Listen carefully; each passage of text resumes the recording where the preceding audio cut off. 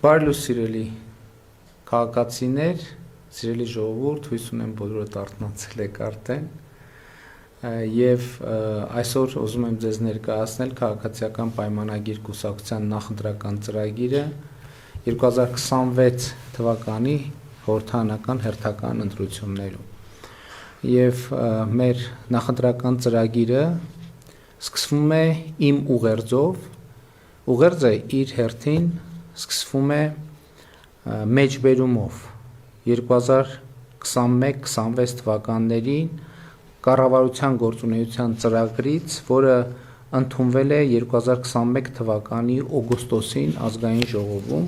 Իհարկե այս կտորը ես վերջին շրջանում բազմիցս եմ մեջբերել, բայց նաև որպես մեր նախընտրական ծրագրի անբաժանելի մաս ուզում եմ նորից ընթերցել, հիշեցնեմ կառավարության 2021-2026 թվականի գործունեության ծրագրից է մեջբերումը, որը ընդունվել է 2021 թվականի օգոստոսին Հայաստանի Հանրապետության ազգային ժողովում եւ այսպես մեջբերում Հայաստանի եւ տարածաշրջանի համար խաղաղ զարգացման դարաշրջան բացելը այնուամենայնիվ արտահերտ ընտրությունների արդյունքներով ժողովրդի առաջ կառավարության ստանձնած մեծագույն պարտավորությունն է եւ 21 թվականի այս ընտրությունների ամփոփումից հետո ես դիմում եմ այդ ծրագրով եւ նաեւ հիմա Հայաստանի Հանրապետության քաղաքացիներին Հայաստանի Հանրապետության սիրելի քաղաքացի ձեզ դիմում եմ ես Հայաստանի Հանրապետության վարչապետ քաղաքացիական պայմանագիր կուսակցության վարչության նախագահ եւ վարչապետի տեխնացու Նիկոլ Փաշինյանս Քաղաքացիական պայմանագիր կուսակցությունը ձեր աջակցությամբ կատարել է ձեր առաջ ստանձնած մեծագույն առաքելությունը։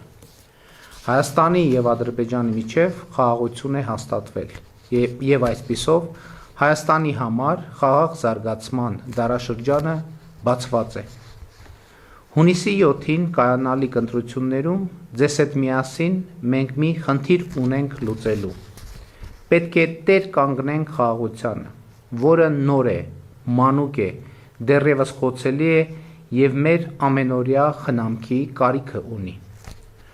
Հունիսի 7-ին գնացեք ընտրական տեղամաս եւ տեր կանգնեք խաղաղությանը, քվեարկելով քաղաքացիական պայմանագիր կուսակցության օգտին։ Ձեր Նիկոլ։ Այսպես է եւ այսպես եմ հիմա դիմում ձեզ եւ այսպես է նաեւ արձանագրված գրված քաղաքացիական պայմանագիր կուսակցության ծրագրում, որից հետո մենք արձանագրում ենք, որ քաղաքացիական պայմանագիր կուսակցության նախընտրական ծրագրի գաղափարախոսական հենքը իրական Հայաստանի գաղափարախոսությունն է եւ Հայաստանի տնտեսական եւ ինստիտուցիոնալ վերափոխման դոկտրինը, որը մենք ընդունեցինք ամիսներ առաջ։ Եվ ըստ այդմ 2026-2031 թվականների առանցքային անելիքները հետևյալն են։ Առաջինը՝ խաղաղության ինստիտուցիոնալացում։ Այսպես է կոչվում մեր նախընտրական ծրագրի առաջին բաժինը։ Հայաստանի եւ Ադրբեջանի միջև խաղաղության ինստիտուցիոնալացումը մեկնարկել է դեռևս 2024 թվականին Հայաստանի Հանրապետության Տավուշի մարզի հատվածում պետական սահմանի սահմանազատման եւ սահմանագծման գործընթացով, ապա եւ Հայաստանի ու Ադրբեջանի սահմանազատման հանձնաժողովների համատեղ գործունեության կանոնակարգի ստորագրմամբ եւ վավերացմամբ ու շարունակվել է 2025 թվականի օգոստոսի 8-ին Հայաստանի Հանրապետության եւ Ադրբեջանի Հանրապետության միջև խաղաղության ու միջպետական հարաբերությունների հաստատման մասին համաձայնագրի նախաստորագրմամբ եւ Վաշինգտոնի հռչակագրով խաղաղության ու տրանսպորտային ենթակառուցվածքների ապաշրջափակման սկզբունքների հաստատմամբ։ Այսինքն մենք արձանագրում ենք, որ իրականում խաղաղության ինստիտուցիոնալացումը սկսված է, ելի ուզում եմ հիշեցնել, որ այն ունի նաեւ դե յուրե պարտադիր իրավական հիմք, խոսքը Հայաստանի եւ Ադրբեջանի սահմանազատման պետական հանձնաժողովների համատեղ գործունեության կանոնակարգի մասին է, որը երկու երկրների փոխվարչապետերի կողմից ստորագրվել է, ապա երկու երկրներում անցել է վավերացման ընթացակարգ, դառնալով երկու երկրների իրավական համակարգի անբաժանելի մասը, եւ այդ կանոնակարգում արձանագրված է, որ Հայաստանը եւ Ադրբեջանը ընդունում են, որ երկու երկրների միջև սահմանազատման գործընթացի համար բազային սկզբունքը Ալմա-Աթայի հռչակագիրն է, որն իր հերթին նշանակում է, որ անկախ Հայաստանի տարածքը նույնական է խորհրդային Հայաստանի տարածքի հետ, անկախ, այսինքն այսօրվա Հայաստանի եւ այսօրվա Ադրբեջանի տարածքը նույնական է խորհրդային Ադրբեջանի տարածքի հետ։ Եվ խաղաղության հետ կապված մենք նախընտրական ծրագրում արձանագրում ենք, որ խաղաղության հետագա ինստիտուցիոնալացման առաջնային քայլերը հետևյալն են։ Առաջինը՝ սահմանազատման գործընթացի շարունակությունը։ Երկրորդը՝ տրիպ նախագծի իրագործումը 2025 թվականի օգոստոսի 8-ի Վաշինգտոնի հռչակագրի եւ 2026 թվականի հունվարի 14-ին Հայաստանի եւ Միացյալ Նահանգների կառավարությունների կողմից ընդունված տրիպի իրականացման շրջանակի բովանդակությանը համապատասխան, որը կհանգեցնի տարածաշրջանային կապուղիների լիարժեք ապաշրջափակման։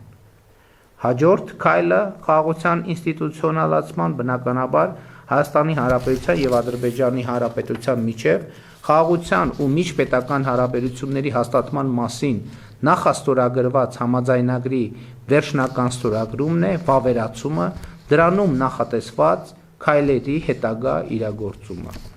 Նախաստորագրված համաձայնագիրը հրապարակված է եւ իմ թվարկած մյուս փաստաթղթերը նույնպես հրապարակված են, հետեւաբար այստեղ մենք շատ մանրամասներ չենք բացել, այն կանխավարկածով, որ բոլոր թղթերը հրապարակային են եւ բոլոր այն քաղաքացիներ, ովքեր ուզում են տեսնել, թե ինչ է այս գրվածը հետագա քայլեր եւ այլն նշանակում, կարող են հիշատակված փաստաթղթերը կարդալ։ Խաղաղության ինստիտուցիոնալացման թվարկված քայլերը սպառիչ չեն։ Քաղաքացիական հասարակության գործարար համայնքի ներկայացուցիչների շփումները,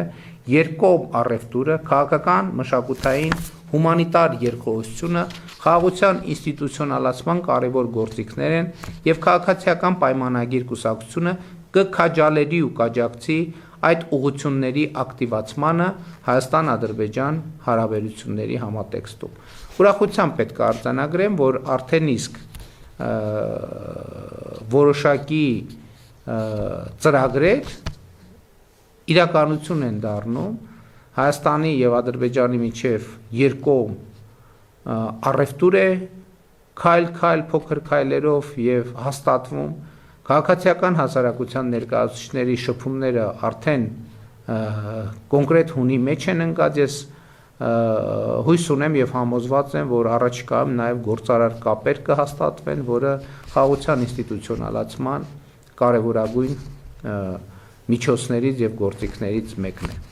Եվ այլ միջոցառումներ, որոնք իմ նշած փաստաթղթերում արձանագրված են եւ հրապարակված։ Սա շատ կարևոր արձանագրում է։ Մեր նախընտրական ծրագրի հաջորդ երկրորդ կետը կոչվում է կրթությունը ռազմավարությունների ռազմավարություն։ Կրթությունը ոչ միայն խնդիրները լուծելու, այլև դրանք հասկանալու միակ հուսալի ճանապարհն է։ Սա վերաբերվում է թե անհատական, թե խմբային, թե հանրային եւ թե պետական մակարդակին, թե ներքին եւ թե արտաքին հարթությանը։ Հետևաբար կրթությունը պետության զարգացման ռազմավարության իրագործման առաջնային գործիքն է այն ընկալմամբ, որ ցկյանս գործընթաց է եւ վերաբերվում է նախադպրոցական կրթությանը, հանրակրթությանը, արտադպրոցական կրթությանը, մասնագիտական կրթությանը, բուհական, հետբուհական կրթությանը, ոչ ֆորմալ կրթությանը, մասնագիտական վերապատրաստմանը, մասնագիտական հմտությունների շարունակական զարգացմանը, վերամասնագիտացմանը, ինտելեկտուալ զարգացմանը, ինչպես նաև պետության ռազմավարական հաղորդակցությանը, այն իմաստով, որ քաղաքացի պետություն հարաբերությունները կրթական հարաբերություններ են, թե քաղաքացու, թե պետության համար։ Կրթության համակարգը ուսումնառուին պետք է ուսուցանի բարեկեցիկ եւ լիարժեք կյանքի երջանկության համար անհրաժեշտ հմտություններ։ Քաղաքացիական պայմանագիր կուսակցությունը կրթությունը հայտարարում է ռազմավարությունների ռազմավարություն։ Այս ռազմավարության իրագործման առաջնային քայլերն են։ Մինչ առաջնային քայլերը նշելը, ես ուզում եմ մեկնաբանություն անել մի այսպիսի բանաձև, որը ես ինքս էլ կիրառում եմ եւ կարծում եմ, որ դա լավ եւ ճիշտ բանաձև է։ Իսկ այդ բանաձևը հնչում է հետեւյալ կերպ։ Եթե մեր մոտ ինչ որ բան չի ստացվում, առաջին քայլը, որ մենք պետք է անենք, վերադառնալն է մեր կրթությանը։ Ես չեմ ասում, որ մենք պետք է գնանք նորից դպրոց կամ մանկապարտեզ եւ նորից սկսենք։ Ոչ, մենք պետք է մեր գիտելիքին, մեր կրթական խնդրին անդրադառնանք, որովհետև ցանկացած հարցում, կենցաղային, սոցիալական, եթե մեր աշխատանքը մեզ չի բերում բավարար արդյունք, ուրեմն մենք առաջին գործը, որ պետք է անենք, հետևյալն է, մենք մեզ հարց պետք է տանք, իսկ ինչն է, որ ես չգիտեմ։ Ընդ որում այս հարցը վիրավորական չի ոչ մեկի համար, որովհետև մարդկության պատմության մեջ երբեք չի եղել որևէ մեկը, որ ամեն ինչ գիտի։ Չի եղել ուղղակի ու չի լինելու։ Եվ խնդիրն այն է, թե մենք ինչ հարց ենք ուզում լուծել։ Եվ եթե այդ հարցի լուծումը մեզ մոտ չի ստացվում, ուրեմն մենք առաջին արձագանքը հետևյալը պետք է լինի, որ ուրեմն մենք ինչ որ բան չգիտենք։ Հետևաբար մենք պետք է այդ հարցի լուծման համար նախ գնանք եւ լրացնենք մեր չիմացածը, ապա այդ կետից վերադառնանք այն հարցի լուծմանը, որը ուզում ենք լուծել։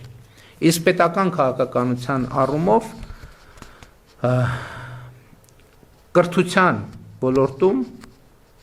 իրականացման առաջնային քայլերը 2026-2031 թվականների ժամանակահատվածում հետևյալն են։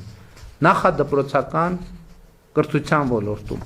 100 մանկապարտեզների եւ նախակրթարանների կառուցումը, վերակառուցումը, հիմնանորոգումը։ Դուք գիտեք, որ 2026 թվականի արդյունքներով մենք կավարտենք 500 մանկապարտեզների կառուցումը, վերակառուցումը, հիմնանորոգումը եւ այս պահի մեր հաշվարկները մեզ ասում են, որ լրացուցիչ առաջիկա շրջանում եւս 100 մանկապարտեզի կառուցման անհրաժեշտություն կլինի այն տրամաբանությամբ, որ մենք մտադիր ենք նաև խթանող ծրագրեր իրականացնել մասնավոր հատվածում, մասնավոր մանկապարտեզների զարգացման համար։ Բայց 100-ը պայմանական թիվ է։ Եթե ընթացս կպարզվի, որ պետք է 150, 200, հիմա արդեն մենք վստահ ենք, որ այդ կարողությունները ունենք եւ այս թիվը համապատասխանաբար կլրացվի։ Հաջորդ կարևոր կետը նախադպրոցական կրթության ոլորտում 0-2 տարեկանների համար նախադպրոցական կրթության ապահովումը բոլոր խոշորացված համայնքներում։ Սա ըստ էության մսուրային ծառայության ընդլայնման մասին է խոսքը եւ մենք հաջորդ փուլում նախադպրոցական կրթության ոլորտում պետք է հաջորդ քայլը անենք եւ նաեւ 0-2 տարեկան երեխաների համար մանկապարտեզային ենթակառուցվածքներ պետք է ստեղծենք, ինչը հնարավորություն կտա մայրիկներին ավելի շուտ վերադառնալ աշխատանքի եւ նաեւ երեխաների կրթության գործընթացը մենք կսկսենք շատ ավելի վաղ։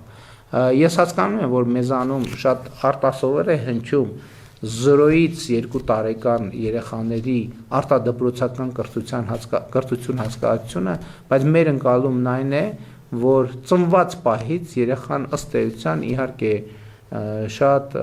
այսպես ասած, բջջային մակարդակով, բայց միևնույն է կրթական process է անցնում եւ մենք պետքա մեր երեխաներին հնարավորինս աջակցենք եւ այդ process-ի համար հնարավորինս լավ պայմաններ ստեղծենք։ Հաջորդ կետը առնվազն 1 տարվա պարտադիր նախադպրոցական կրթության ապահովումը բոլոր 5 տարեկան երեխաների համար։ Այսինքն մեր ընկալումն այն է, որ երեխաները բուն դպրոց հաճախելուց առաջ պետք է ավելի ինտենսիվ ծրագրով նախապատրաստվեն դպրոցական կրթությանը։ Հաջորդ կետը նախադպրոցական կրթության չափորոշիչի պարբերական թարմացման ինստիտուցիոնալ մեխանիզմի եւ կրթության որակի վերահսկողության արտաքին գնահատման համակարգի ներդրումը։ Սա էլ շատ կարևոր կետ է, որովհետեւ ընդհանրապես կրթական ծրագրերը պետք է թարմացվեն առաջինը, որովհետեւ ժամանակը փոխվում է, ժամանակի հետ գիտելիքը եւ գիտելիքի պահանջարկն է ձևափոխվում, իհարկե հենված լինելով մեծ մասամբ նույն հիմքի վրա եւ մենք պետք է համոզված լինենք, որ մեր երեխաներին հաղորդում ենք մրցունակ գիտելիք եւ այդ մրցունակությունը ապահովելու համար մենք պետք է պարբերաբար մեր չափորոշիչները թարմացնենք, բայց կա նաեւ ուրիշ խնդիր։ Տեսեք, շատ կարեւոր է, որ մեր երեխաների հետ աշխատող մասնագետները կլինի դաստիարակ, կլինի ուսուցիչ, մարզիչ եւ այլն, այսինքն ուսուցիչ դաստիարակ դա հաստիկ է աշխատանքի տրամաբանությամբ, բայց մյուս կողմից մենք պետք է վստահ լինենք, որ մեր երեխաների հետ աշխատող մասնագետները համապատասխանում են այն նվազագույն որակական չափանիշներին, որը մենք որպես պետություն սահմանում ենք, որովհետեւ հաստիկը ուրիշ բան է, կոչումը ուրիշ բան, մասնագիտական պրոֆեսիոնալիզմը ուրիշ բան եւ մենք պետք է ամեն ինչ անենք, որ հաստիկի, կոչման եւ պրոֆեսիոնալիզմի միջև լինի համապատասխանության մի նվազագույն չափաբաժին, որը անձեռնմխելի է եւ սա վերաբերվում է ըստ էության կրթության համակարգում աշխատող բոլոր ոլորտի մասնագետներին, հետագայում այս հանգամանքի մասին մանրամասն կխոսենք։ Եվ հաջորդը, որ էլի կապված է այս նշվածի հետ, տարակարգի միջոցով նախադպրոցական հաստատությունների աշխատողների մասնագիտական հմտությունների եւ վարձատրության շարունակական աճի ինստիտուցիոնալ մեխանիզմի ընդլայնում։ Մեր կանխավարկածը հետեւյալն է, հիմա կոնկրետ մենք խոսում ենք մանկապարտեզների, դաստիարակների եւ այլ մանկավարժների մասին, բոլոր այն դեպքերում, երբ որ մենք տեսնում ենք, որ մասնագետը պատրաստ է եւ աշխատում է ինքը վրա իր պրոֆեսիոնալ հմտությունները բարձրացնելու ուղղությամբ, պետությունը պետք է նման մասնագետներին սոցիալական ապահովության լրացուցիչ միջոցներ տա եւ ընդհակառակը սոցիալական ապահովության, այսինքն վարձատրության լրացուցիչ եւ ավելացված չափերով պետք է խթանի, որպեսզի մասնագետները, մանկավարժները ավելի շատ աշխատեն իրենց պրոֆեսիոնալիզմը ժամանակի պահանջներին համապատասխան պահելու ուղղությամբ։ Եվ նախադպրոցական կրթության ոլորտի հետ կապված այսքանն է գրված մեր նախընտրական ծրագրում, հաջորդ կետը հանրակրթության ոլորտն է։ Ինչ ենք պատրաստվում անել։ Պատրաստվում ենք հաջորդ 300 դպրոցների կառուցմամբ, վերակառուցմամբ, հիմնանորոգմամբ եւ գույքի ամբողջական հագեցմամբ զբաղվել այդ ամենը ապահովելու համար։ Սիրելի հայրենակիցներ, սիրելի ժողովուրդ, երբ որ մենք 300 դպրոցների ծրագիրը սկսում էինք, մենք եւ սկսեցինք իրականացնել, մենք առերեսվեցինք մի իրականության հետ, որ Հայաստանի Հանրապետությունում գործնականում չկա դպրոց, որը չունի առնվազն հիմնանորոգման կարիք, բայց հիմնականում վերակառուցման եւ կառուցման կարիք, որովհետեւ շենքերը հնամաշ են, ոչ միայն հնամաշ են ֆիզիկապես, այլև բարոյապես, այն առումով, որ ժամանակակից պահանջներին չեն համապատասխանում։ Եվ հետեւաբար 2026 թվականին մենք կավարտենք 300 դպրոցի ծրագիրը եւ 2026 թվականին ընտրություններից հետո մենք կսկսենք հաջորդ 300 դպրոցի կառուցման, վերակառուցման, հիմնանորոգման ծրագիրը, որի ռազմավարական նշանակությունը ուրախությամբ արձանագրում եմ, որ Հայաստանում այլևս լայնորեն ընդունված եւ ճանաչված է։ Հաջորդ կետը ուսուցիչների կամավոր ատեստավորման առաջին փուլը հաղթահարած ուսուցիչների համար կամավոր ատեստավորման երկրորդ փուլի իրականացումը դրույքաչափը սահմանելով 300,000 դրամ, համապատասխանաբար 30, 40, 50% հավելավճարներով։ Այսինքն մենք հիմա հաջորդ փուլում, ինչպես եւ նախկինում խոստացել էի, կանենք հետեւյալը. բոլոր այն ուսուցիչները, ովքեր անցել են կամավոր ատեստավորման առաջին փուլը, իրենց կամավոր ատեստավորման առաջին փուլի 5 տարին լրանալուն պես հաջորդ կամավոր ատեստավորումը անցնելու հնարավորություն կունենան եւ եթե նախկինում հիմա այսինքն ուսուցիչների ատեստավորված ուսուցիչների դրույքաչափը 200,000 դրամ էր եւ այդ բազայի վրա էր արդեն տեղի ունենում ատեստավորման միավորների հավելումը, հաջորդ փուլում արդեն կլինի 300,000 դրամ եւ արդեն հավելումները կլինեն 300,000 դրամի տեսակարար տոկոսներին համապատասխան, այսինքն 30, 40 կամ 50%-ով։ Հաջորդը ուսուցիչների համար համալիր երաշխիքներ սահմանոր, այդ թվում բնակարանային ապահովման հարցում աջակցության ծրագիր նախատեսող ուսուցչի կարգավիճակի մասին օրենքի ընդունում։ Մենք նման օրենք կընդունենք, որտեղ մենք կնախատեսենք նաև, որ պետությունը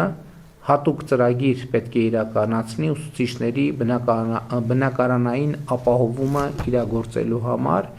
Ըստ էության մենք արդեն մասամբ սկսել ենք որոշակի գյուղական դպրոցների հետ կապված, բայց մենք այս ծրագիրը փուլ կընդլայնենք ամբողջ հանրապետությունով, այն իմաստով, որ նաև բոլոր բնակավայրերում աշխատող մեր սիրելի ուսուցիչները նաև բնակարան ձեռք բերելու հարցում լրացուցիչ աջակցության հնարավորություն կունենան։ Հաջորդը հանրակրթության չափորոշիչի պարբերական թարմացման ինստիտուցիոնալ մեխանիզմի եւ հանրակրթության որակի վերահսկողության արտաքին գնահատման համակարգի ներդրում։ Այս կետի մասին ես մանկապարտեզների հատվածում խոսեցի, նույն բովանդակությունն է, որ մենք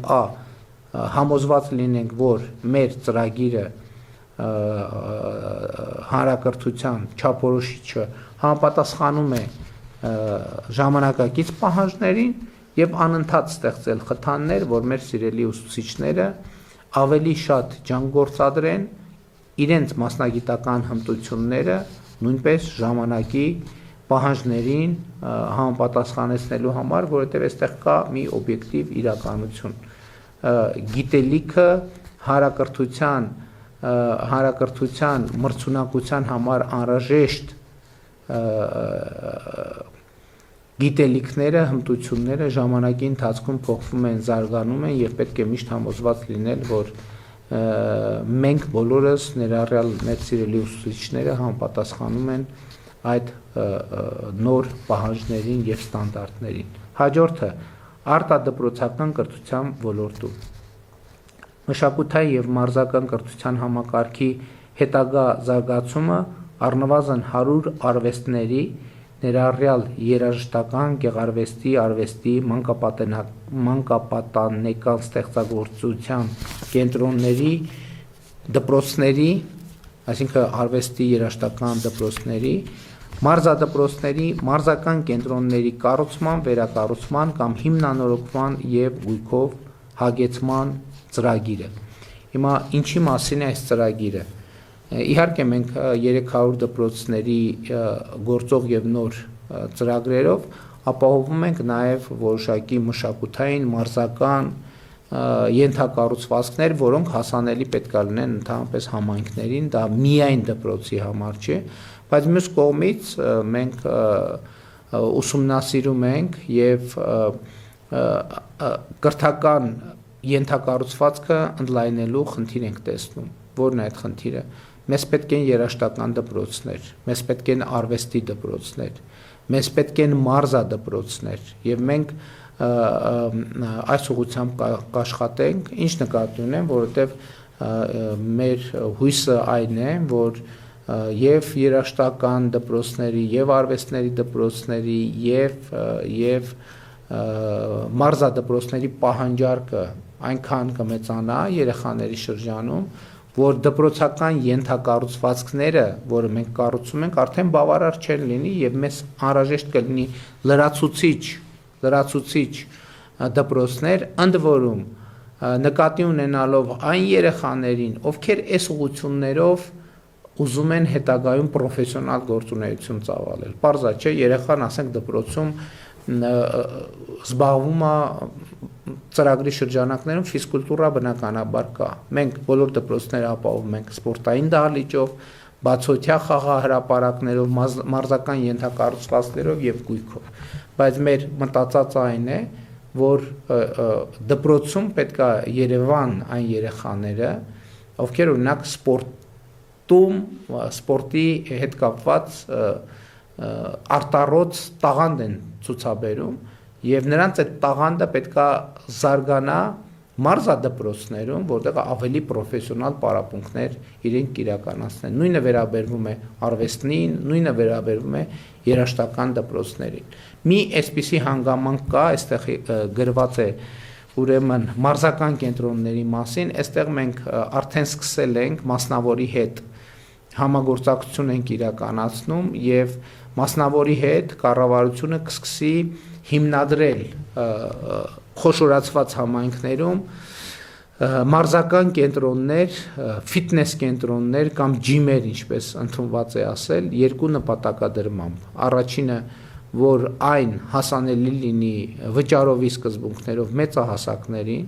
որովհետև նաև մեծահասակները, չափահասները իրենց առողջությամբ զբաղվելու եւ ժամանցի լրացուցիչ տեղ ունենալու հնարավորություն ունենան, բայց նաև մենք կֆինանսավորենք երեխաների այցելությունները նման կենտրոններ, որպեսզի նաև մասնավոր հատվածում լինեն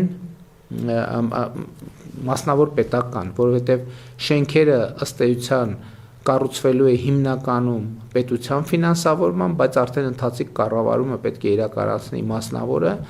մեծահասակներին ծառայություն առաջարկելու եւ նաեւ երեխաներին, դպրոցականներին սպորտային խմբակներ այցելելու լրացուցիչ հնարավորություն տալու համար, որը արդեն կֆինանսավորի կառավարությունը, այդ փորձը մենք արդեն ունենք եւ կարծում ենք հաջող է ստացվում։ Այսինքն մեր նպատակադրումն է բոլոր խոշորացված համայնքներում ունենալ ֆիթնես կենտրոններ, ջիմեր, որտեղ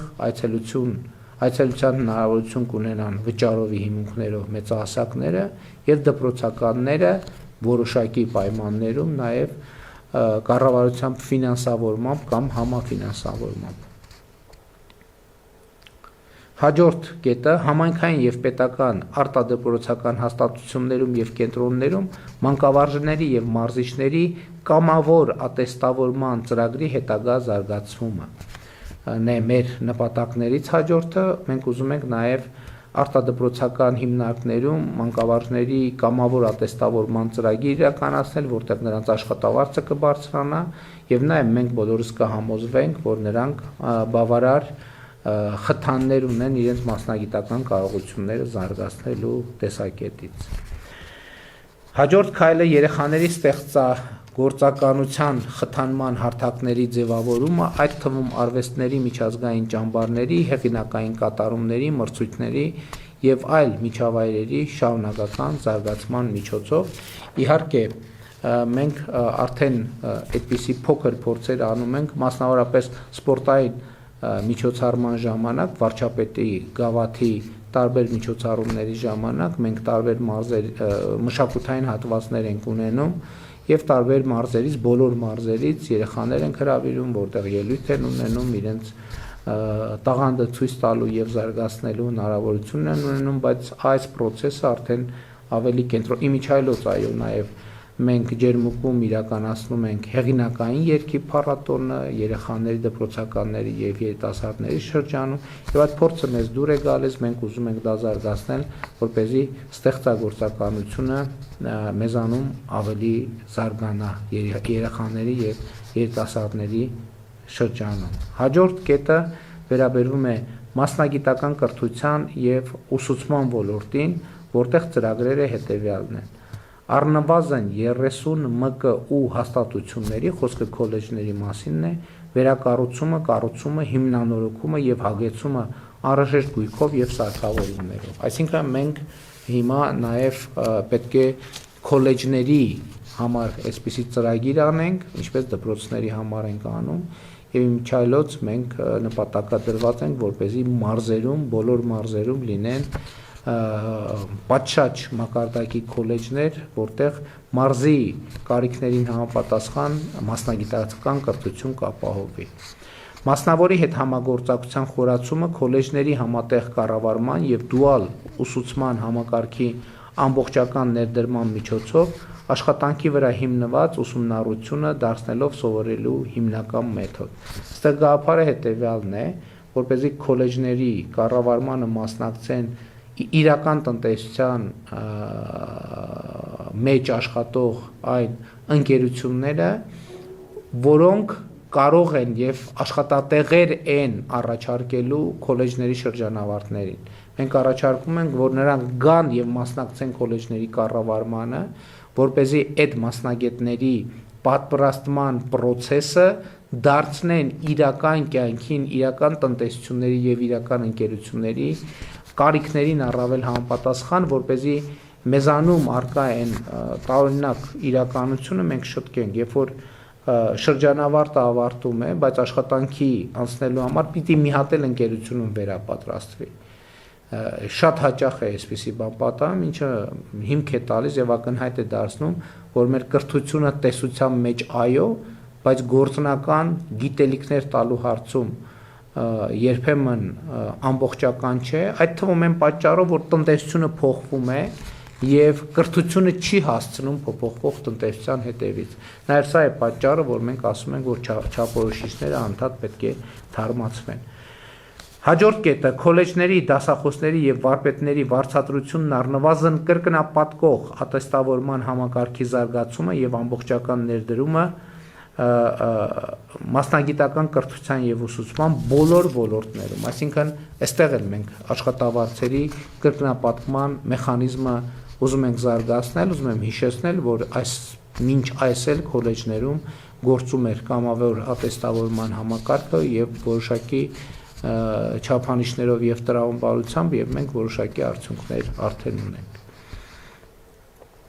Բոլոր քոլեջների միջազգային չափորոշիչներին համապատասխան հավաստագրումը, սա էլ է կրթության մրցունակության մասին, որպեսզի մենք համոզվենք, որ մեր քոլեջներում տալիս են կրթություն, որը համապատասխանում է այսօր հաստատված միջազգային ստանդարտին։ Տնտեսության կարիքներին, այդ թվում յուրաքանչյուր մարզում համապատասխան կարիքներին համահունչ նոր մասնագիտությունների շարունակական ներդրումը եւ զարգացումը։ Այսինքն ես արդեն խոսեցի, որ մենք ուզում ենք քոլեջները մաքսիմալ համապատասխանեցնել, մոտեցնել մարզի կարիքներին։ Հիմա ինչ նկատի ունենք։ Օրինակ,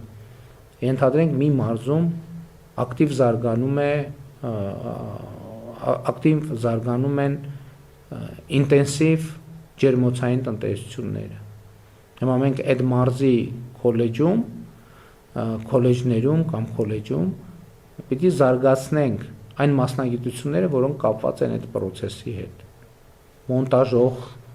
համակարգերի, գյուղատնտեսական մասնագիտություններ եւ այլն եւ այդպես շարունակ, կարող են տեխնիկական այլ մասնագիտություններ լինել, ռոդող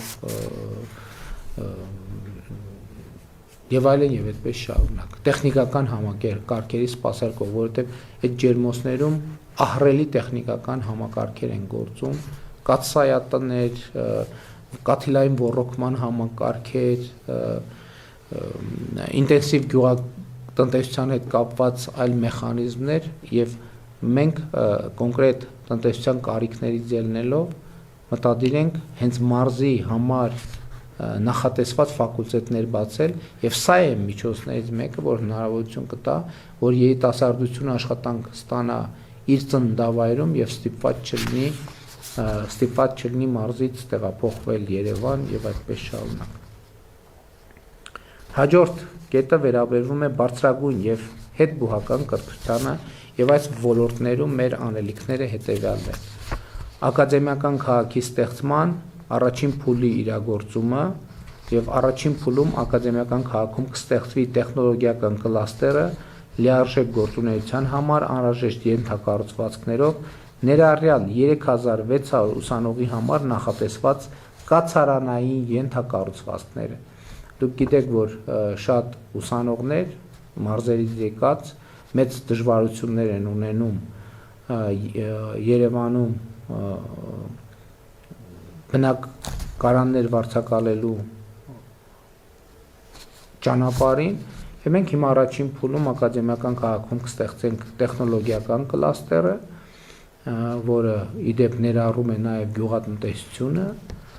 ներառում է ժամանակակից տեխնոլոգիաները, մենք կունենանք տեխնոլոգիական համալսարանը ակադեմիական քաղաքում եւ նաեւ ուսանողական կացարանները, որտեղ ուսանողները որոշակի պայմաններում կարողանան սենյակներ ունենալ։ 2025 թվականի սեպտեմբերին ընդունված Բարձրագույն կրթության եւ գիտության մասին օրենքի դրույթների իրագործումը իհարկե շատ կարեւոր է եւ առաջիկա շրջանում մենք դրանցով կզբաղվենք ամենայն լրջությամբ։ Հաջորդ կետը դպրոցից բուհ արդյունավետ եւ սահուն անցում ապահովող ընդունելության նոր համակարգի գործարկումը խթանելով կամավորական աշխատանքը, ներդնելով արտաքին գնահատման նոր մեխանիզմներ։ Մենք ուզում ենք այնպես անենք կամ շարունակենք գնալ այն ճանապարհով, որ դպրոցական կրթություն ստանալը պատշաճ արդեն բավարար լինի բուհ ընդունվելու համար եւ լրացուցիչ էլի վերապատրաստումների, պարապմունքների կարիք դպրոցականը չունենա եւ այդ ժամանակ օրինակ օգտագործի կամավորական աշխատանք իրականացնելու համար, որը եւ հանրությանը կբերի օգուտներ ամբողջ աշխարհում ընդունված մեխանիզմ է սա եւ նաեւ մեր դպրոցականներին կօգնի դպրոցական, այսինքն մանկական կյանքից դեպի հասուն կյանք անցնելու այդ ճանապարհը ավելի հեշտ անցնել, որը կամավորական աշխատանքը շատ էականորեն խթանում է գործընթացը, որովհետև երեխաները արդեն հայտնվում են իրական վիճակներում, իրական աշխատանքային մոտ պատասխանատվություններ ստանձնելով, որը իհարկե պիտի համապատասխանի երեխայի տարիքի հետ կապված բոլոր պահանջներին եւ հիմնական իմաստը կամավորությունը, կամավոր օգնելը դարձնել կրթության անբաժանելի հատված։ Հաջորդ կետը հանրային բուհերի ֆինանսավորման եւ ուսանողական կրթաթոշակների նոր մեխանիզմների գործարկումը, որի արդյունքում բավարար առաջադիմություն ունեցող որևէ ուսանող դուրս չի մնա կրթությունից։ Մենք ինչ ենք ասում։ Ասում ենք որևէ ուսանող, որը բավարար, առնվազն բավարար առաջադիմություն ունի, ինքը չպետք է նրա համար,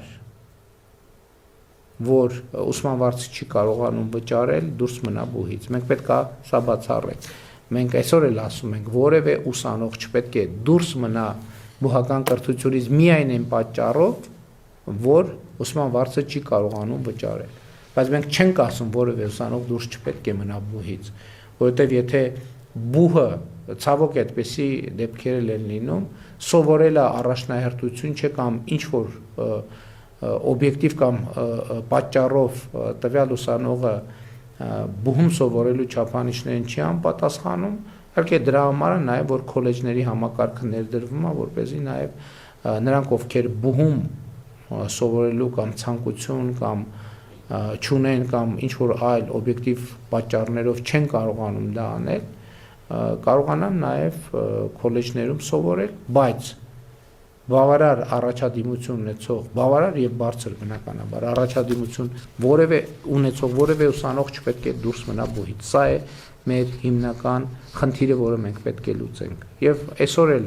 ոչ ինստիտուցիոնալ ձևերով մաքսիմալ լուծում ենք, բայց հիմա մենք ուզում ենք դա դարձնել ըստ էության օրենքով եւ ինստիտուցիոնալ ձևով գործող համակարգ։ Հաջորդ խնդիրը բարձրագույն կրթության միջազգայնացման խթանումն է, օտարերկրյա ուսանողների թիվը հասցնելով առնվազն 15000-ի եւ ապահովելով հայաստանյան բուհերի շարունակական առաջխաղացումը միջազգային վարկանիշային համակարգերում։ Մեզ անհրաժեշտ է միջազգային օտարերկրյա ուսանողների թիվը մեր երկրում ավելացնել։ Եվ սա, եթե անկեղծ ասեմ, ոչ թե օտարերկրյա ուսանողների, այլ մեր ուսանողների համար ենք անում, որտեղ եթե օտարերկրյա ուսանողների համար մեր բուհերը գրավիչ են, գալիս են այստեղ սովորելու եւ նաեւ վարկանիշերի աճ են ունենում մեր բուհերը, դա նշանակում է, որ մենք մեր ուսանողներին առաջարկում ենք պատշաճ կրթություն եւ միջազգայնացումը բուհերի շատ կարևոր գործիք է մեր ուսանողներին, հայաստանյան ուսանողներին, որտեղ օտարերկրացիներն էլ որ գան մեզ մոտ ուսանելու, էլի մեր ուսանողներն են դառնալու, եւ դա շատ կարևոր գործիք է համոզվելու համար, որ հայաստանյան բուհերում մենք հայաստանցի ուսանողներին ապահովում ենք պատշաճ եւ մրցունակ բարձրագույն կրթությամբ։ Հաջորդ կետը, որ մենք ներառել ենք կրթությունը ռազմավարությունների ռազմավարություն բաժնում, հետևյալն է. պետություն, պաշտոնյա, քաղաքացի հարաբերությունների շրջապտույտ, այսպես ենք վերնագրել, եւ ես պարզապես կկարդամ այս կետը հատվածը ձեզ համար։ Ինչ է պետությունը, որն է նրա առանձնահատկությունն ու նշանակությունը։ Ինչ է նշանակում լինել պաշտոնյա, պետական կամ համայնքային ծառայող եւ կամ լինել քաղաքացի։ Ինչպիսին են նրանց հարաբերությունները եւ ինչպիսին պետք է լինեն, ինչ առանձնահատկություններ եւ ինչպիսի ռիսկեր ունեն այդ հարաբերությունները։ Սա առանձնահատուկ կրթական թեմա է, որը կենսական նշանակություն ունի պետության զարգացման եւ հարատեվության համար, եւ այս ուղղությունը պետք է ներկա լինի կրթության բոլոր մակարդակներում, հանրային կյանքի բոլոր ոլորտներում։ Քաղաքացին պետք է սիրի իր պետությունը, ինչպես ինքը իրեն։ Պետությունը պետք է սիրի իր քաղաքացուն եւ սիրելի լինի նրա համար։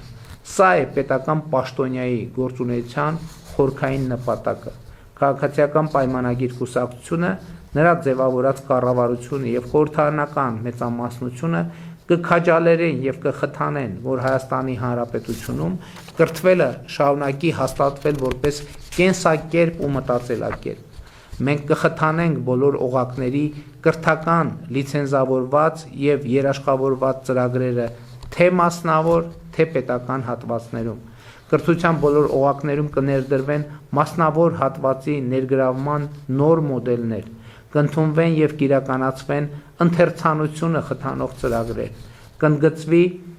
մշակույթի եւ կրթության կապը որպես փոխ լրացնող գործոններ։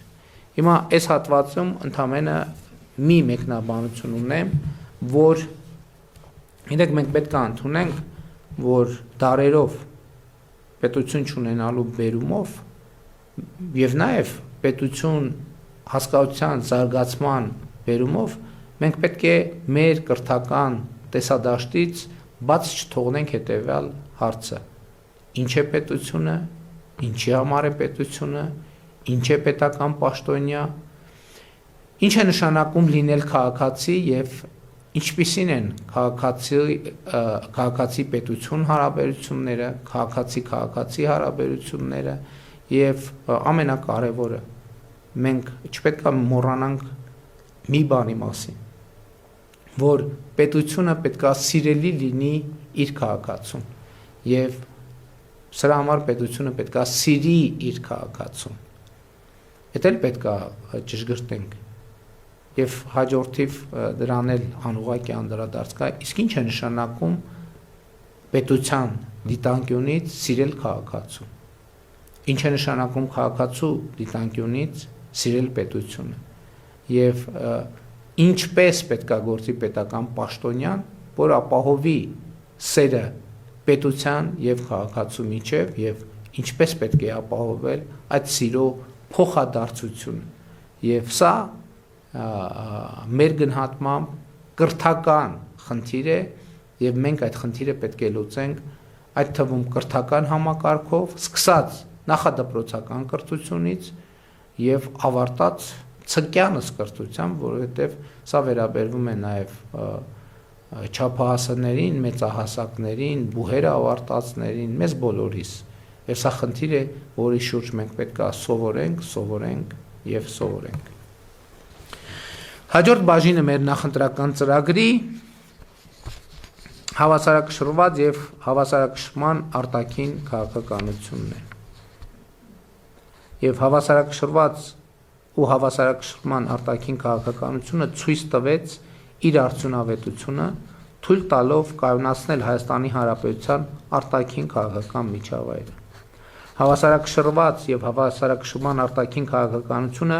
կորդեգրվի որպես ռազմավարություն, որի առանցքային խնդիրը արտաքին հարաբերությունների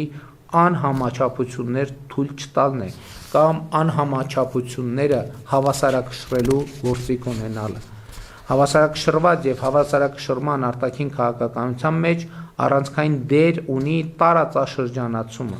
որի առանցքային նպատակը սեփական միջավայրում առանց արտաքին աջակցության ապրելը Հայաստանի Հանրապետության համար ոչ միայն հնարավոր, այլև հարմարավետ դարձնելն է։ Այս իմաստով հարաբերությունների հետագա զարգացումը Վրաստանի, Իրանի Իսլամական Հանրապետության, Թուրքիայի Հանրապետության, Ադրբեջանի Հանրապետության հետ ունի կարևոր նշանակություն եւ կուսակցությունը քաղաքացիական պայմանագիր կուսակցությունը գնալու է այս ճանապարհով։ Այս համատեքստում տարածաշրջանի տրանսպորտային ենթակառուցվածքների լիարժեք ապաշրջափակումը, այդ թվում եւ թրիփ նախագծի կյանքի կոչումը եւ Գյումրի-Կարս երկաթուղու գործարկումը ոչ միայն ել ավելի կամրապնդեն տարածաշրջանում խաղաղությունը եւ համագործակցությունը, այլև այն կվերածեն արևելք-արևմուտք եւ հյուսիս-հարավ փոխկապակցվածության կարևոր հանգույցի խաղաղության խաչմերուկի։ Տարածաշրջանացման գործնականացման համար կարևորում ենք նաև 3+3 ձևաչափի հետագա զարգացումը եւ Հայաստանի Հանրապետությունը նպաստելու է դրան։ Ձևաչափում Ռուսաստանի Դաշնության ներգրավվածությունն այն կարևոր է դարձնում նաև Հայաստան-Ռուսաստան հարաբերությունների կառուցողական տրանսֆորմացիայի համար։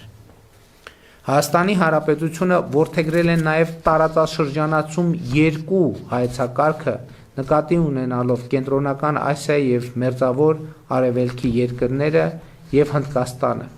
Նախորդող շրջանում մյուս երկրների հետ հարաբերությունների զարգացմանը զուգահեռ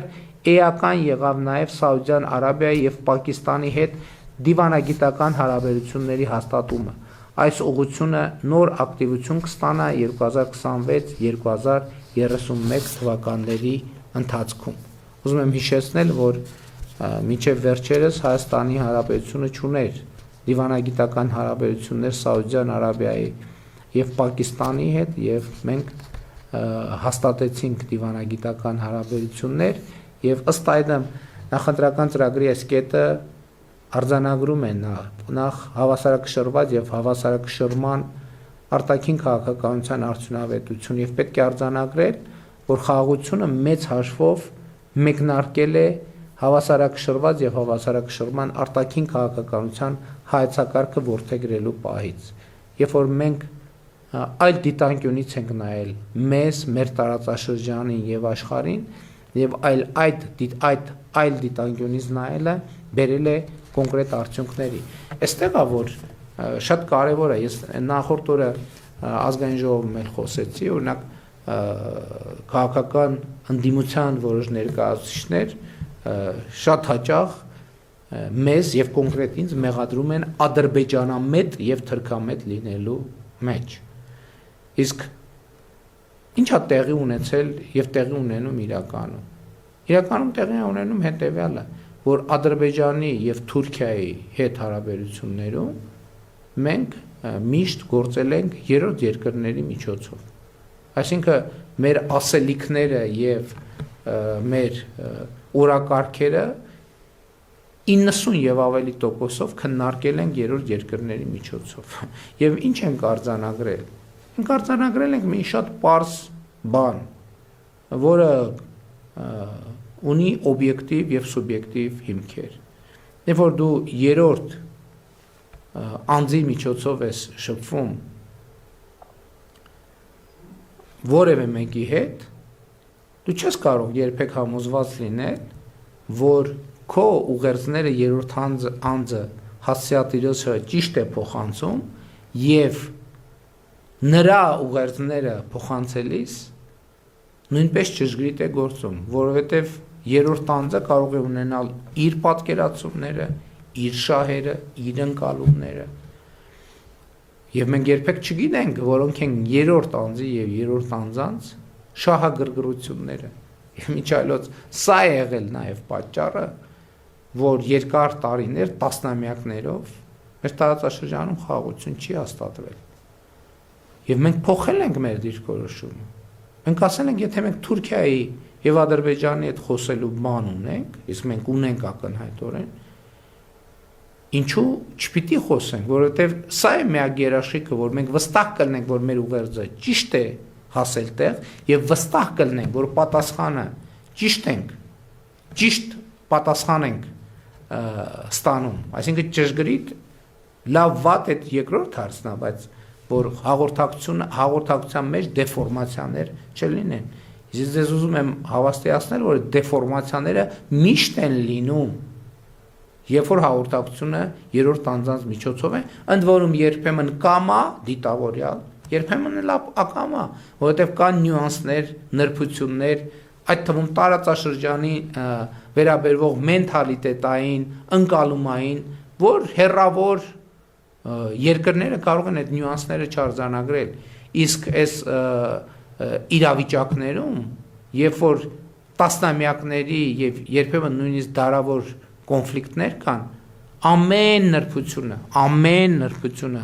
կարող է լինել էական, եւ մենք խաղաղության հասել ենք հենց այս հանգամանքը հասկանալով եւ գլխի ընկնելով, որ միշտ չի,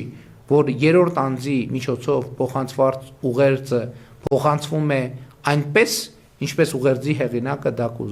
կուզենար, կամ նկատի ունի, կամ ձևակերպել է, ընդ որում երկու ուղղություններով։ Եվ ահա մեր այս գործելակերպի փոփոխությունն է, որ ոմանց հիմք է տալիս կամ իրենք դա օգտագործում են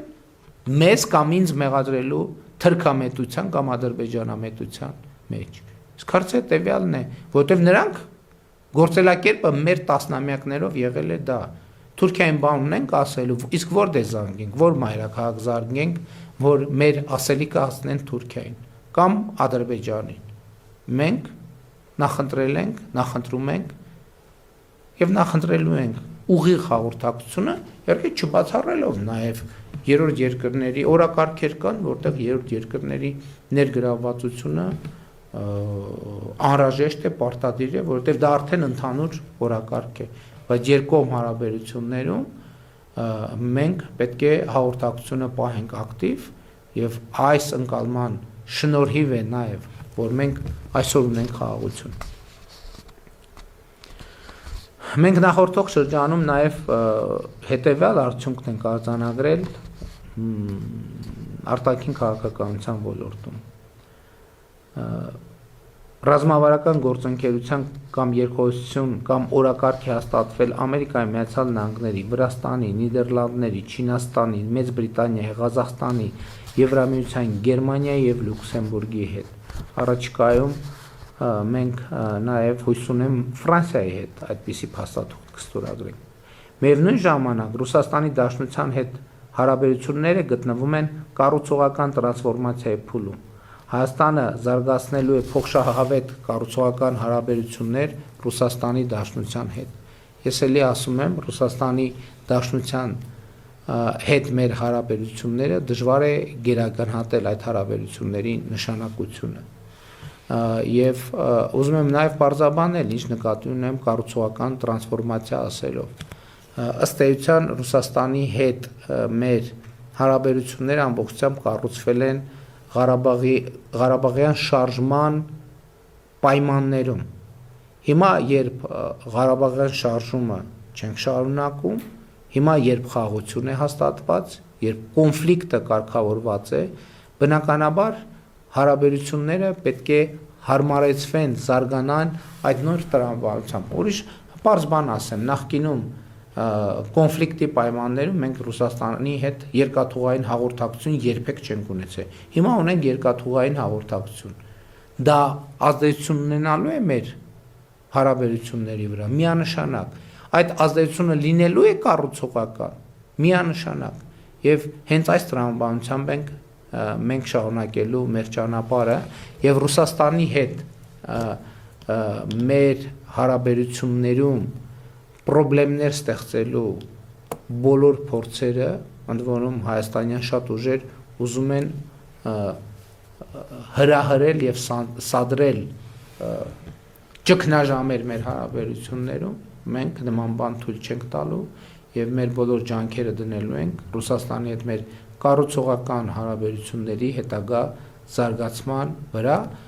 Նրբությունն այն է, որ դա պետք է տեղի ունենա հավասարակշռված եւ հավասարակշռման արտաքին քաղաքականության բանաձևերի շրջանակում։ Այստեղ մի կարևոր նրբություն կա, որ մենք պետք է անցնենք։ Հավասարակշռված եւ հավասարակշռման արտաքին քաղաքականությունը պատկերացնելու համար պետք է պատկերացնել, եկեք պատկերացնենք այն բաներ կան, չէ՞, նժարով քշերքներ կան, որ ունենում են երկու նժար։ Հավասարակշռված եւ հավասարակշռման արտաքին քաղաքականությունը պատկերացնելու համար եք պատկերացնենք առանցք, որը մեր պետությունն է, եւ առանցքի շուրջ կան բազմաթիվ նժարներ, որոնք տարբեր երկրների հետ մեր հարաբերություններն են։ Եվ այդ նժարները այսպես այդ առանցքի վրա են։ Եթե այդ հարաբերություններում որևէ նժար լինի անհամաչափ ծանր, դա խնդիրներ կստեղծի երկրի համար, Հայաստանի Հանրապետության համար։ Հավասարակշռված եւ հավասարակշռման արտաքին քաղաքականության նպատակն է, որ այդ բազմաննժար կշերքը հավասարակշռություն պահի։ Դա չի նշանակում, որ բոլորի հետ հարաբերությունները պետքա լինեն, այսինքն մենք այդտեղ իդեալական հավասարակշռություն չենք պատկերացնում։ Եվ ընդհակառակ այլ բան ենք պատկերացնում, երբ որ մենք տեսնում ենք, որ մի ուղղությամբ հարաբերությունները անհամաչափ մեծ կշիռ են ստանում, մենք այլ հարաբերություն զարգացնելու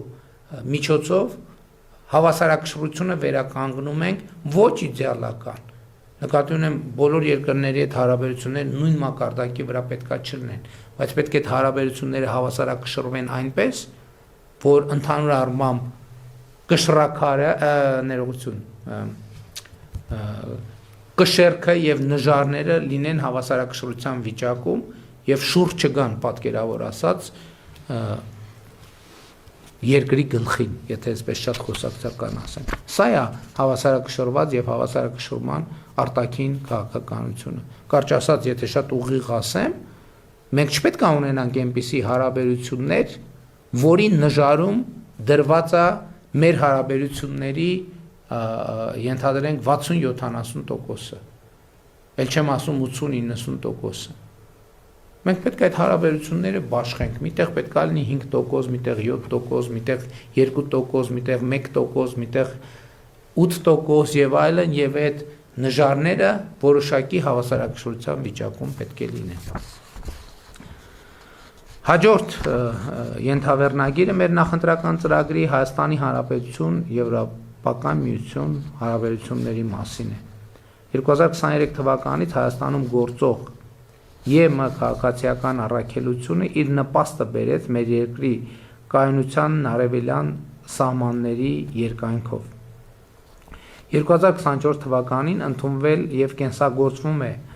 Հայաստանին աջակցող ԵՄ դիմակայունություն եւ աճ ծրագիրը։ ԵՄ անդամ պետությունները կոնսենսուսային որոշմամբ Հայաստանին աջակցություն տրամադրեցին եվրոպական խաղաղության գործիքի ներքո։ 2025 թվականին ընդունվեց Եվրոպական միությանը Հայաստանի Հանրապետության անդամակցելու գործընթացի մեկնարկի մասին օրենքը։ Մեկնարկեց Հայաստան Եվրամիություն մուտքի արտոնագրերի ազատականացման երկխոսությունը, Հայաստանին փոխանցվեց այդ ուղղությամբ գործողությունների ծրագիրը։ Մեկնարկեցին Հայաստան Եվրոպական միություն անվտանգության եւ պաշտպանության վերաբերյալ խորհրդակցությունները։ Նույն թվականին ստորագրվեց Հայաստան ԵՄ գործընկերության ռազմավարական օրակարգը։ 2018 թվականից ուժի մեջ է Հայաստան Եվրոպական միություն համապարփակ եւ ընդլայնված գործընկերության համաձայնագիրը։ Հայաստանի Հանրապետությունը շարունակելու է Եվրոպական միությանն անդամագրվելու չափանիշներին համապատասխանելու համար անհրաժեշտ բարեփոխումների իրականացումը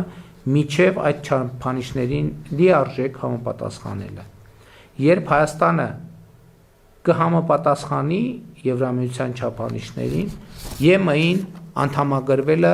կդառնա քաղաքական որոշման հարց եւ կախված կլինի նրանից, թե արդյոք Եվրամիությունը պատրաստ է ընդունել Հայաստանին։ Եթե այո, Հայաստանի Հանրապետությունը կդիմի Եվրոպական միության լիարժեք անդամ դառնալու համար։ Եթե ոչ, վերը նշված բարեփոխումների իրականացումը ռազմավարական ձեռքբերում կլինի Հայաստանի Հանրապետության համար, որովհետև Հայաստանի Հանրապետությունը դարձած կլինի եվրոպական չափանիշներին լիարժեք համապատասխանող երկիր։ Սա մի խոսույթ է, որի վերաբերյալ բազմիցս խոսել ենք եւ ես ավելի մանրամասն չեմ անդրադառնա, որովհետև ըստ էության տեքստի մեջ ամեն ինչ ասվեց եւ մենք բազմիցս դրա մասին խոսել ենք, թե ինչ նպատակներ ենք հետապնդում Եվրոպական միության հետ կապված մեր օրակարգերում։ Հաջորդ կետը վերաբերվում է Հայաստանի Հանրապետություն Եվրասիական տնտեսական միություն հարաբերություններին։ Եվ մենք արձանագրում ենք, որ հնարավոր չէ միաժամանակ լինել թե Եվրասիական տնտեսական միության անդամ, թե Եվրոպական միության անդամ։ Բայց քանի դեռ Եվրոպական միության հետ մոտարկման ԵՄ անդամակցության չափանիշներին համապատասխանելուն ուղղված բարեփոխումները համատեղելի են, այսինքն ԵՄ-ի եւ Եվրասիական տնտեսական միության հետ մեր հարաբերությունների զարգացման օրակարգերը քանի դեռ համատեղելի են, Հայաստանի Հանրապետությունը կշարունակի մնալ ԵԱՏՄ անդամ եւ կզարգացնի առևտրատնտեսական հարաբերությունները նրա անդամ երկրների հետ։ Այս էլ է խոսույթ, որի մասին բազմիցս խոսել ենք։ Մենք գիտենք, որ համատեղելի չէ ԵԱՏՄ եւ Եվրոպական միությունը, բայց քանի դեռ մեր օրակարգերը համատեղելի են, մենք ընտրություն չենք կատարի։ Երբ որ կգա այն կետը, երբ որ պետք կլինի ընտրել, իսկ որ համատեղելիության մի տարածք կա, ակնհայտ է։ Եվ երբ որ կգա այն կետը, երբ որ համատեղելիության տարածք չլինի, այդ ժամանակ Հայաստանի Հանրապետությունը ժողովուրդը բնականաբար հանրաքվեով կկայացնի որոշում, կամ եթե որոշման մասշտաբները այլ լինեն, այլ իրավական ընթացակարգերով Հայաստանի Հանրապետությունը կկայացնի որոշում։ Քանի դեռ այս կետին չենք հասել, որևէ կամ որոշում կայացնելու անհրաժեշտություն չկա։ Բազմակողմ այլ ձևաչափերի մասին մեր ասելիքը հետևյալն է։ Բազմակողմ ձևաչափերում Հայաստանի Հանրապետության ներգրավվածությունը կարևոր է հավասարակշռված եւ հավասարակշռման արտաքին քաղաքականությունը առավել արդյունավետ դարձնելու համար։ ՄԱԿ-ում եւ նրա մասնագիտացված առանձին մարմիններում ԵԽ-ում, ԵԱՀԿ-ում, ԱՊՀ-ում, ֆրանկոֆոնիայի միջազգային կազմակերպությունում, եվրոպական քաղաքական համայնքում Հայաստանի Հանրապետությունը կշարունակի մնալ ակտիվ անդամ։ Հայաստանի Հանրապետությունը դարձավ նաև ԱՄՆ նախագահ Դոնալդ Թրամփի նախաձեռնած Խաղաղության խորհրդի անդամ եւ կշարունակի աշխատանքները այդ ձևաչափում։ 2026 թվականի հոկտեմբերից Հայաստանի Հանրապետությունը ստանձնելու է ՄԱԿ կենսաբազմազանության մասին կոնվենցիայի կողմերի 17-րդ COP17 համաժողովի նախագահությունը շուրջ 2 տարի հանդիսանալով շրջակա միջավայրի պահպանությանն ուղղված գլոբալ որոշումների ընդունման կենտրոնական դերակատարում ունեցող երկիր, ինչը Հայաստանին բերելու է եւ բնապահպանական եւ միջազգային մակարդակում լավագույնս դիրքավորվելու մեծ հնարավորություններ։ Գիտեք, որ այս տարի մեծ երկու խոշոր միջազգային միջոցառում է նախատեսված մեր երկրում։ Առաջինը Եվրոպական քաղաքական համայնքի գագաթաժողովն է, որ տեղի ունենալու մայիսի 4-ին, եւ երկրորդը COP17 կենսաբազմազանության COP17 համաժողովը, որը տեղի է ունենալու հոկտեմբերին, երկուսն էլ մասշտաբային մեծ միջոցառումներ են։ Հայաստանի Հանրապետությունը հետաքրքրված է նաև Շանհայի համագործակցության կազմակերպության անդամակցությամբ։ Հավասարակշռված եւ հավասարակշռման արտաքին քաղաքականության համատեքստում Հայաստանը կդիտարկի բազմակողմ այլ ձևաչափերում իր մասնակցության կամ դրանց հետ համագործակցության հարցը։ Բայց հապկում Հայաստանի Հանրապետության անդամակցությունը, ինչպես գիտեք, սառեցված է եւ ակտիվությանը վերադառնալուն ուղղված քայլեր չեն ձեռնարկվում։ Եվ սա արձանագրված է մեր նախընտրական ծրագրում։ Եվ հաջորդ գլուխը քաղաքացիական պայմանագիր կուսակցության նախընտրական ծրագրի վերաբերվում է արտաքին անվտանգությանը։ Սա շատ կարևոր հատված է մեր նախընտրական ծրագրի, սիրելի ժողովուրդ, սիրելի քաղաքացիներ, եւ ես հատուկ ուշադրություն եմ հրավիրում այս հատվածի վրա, որովհետեւ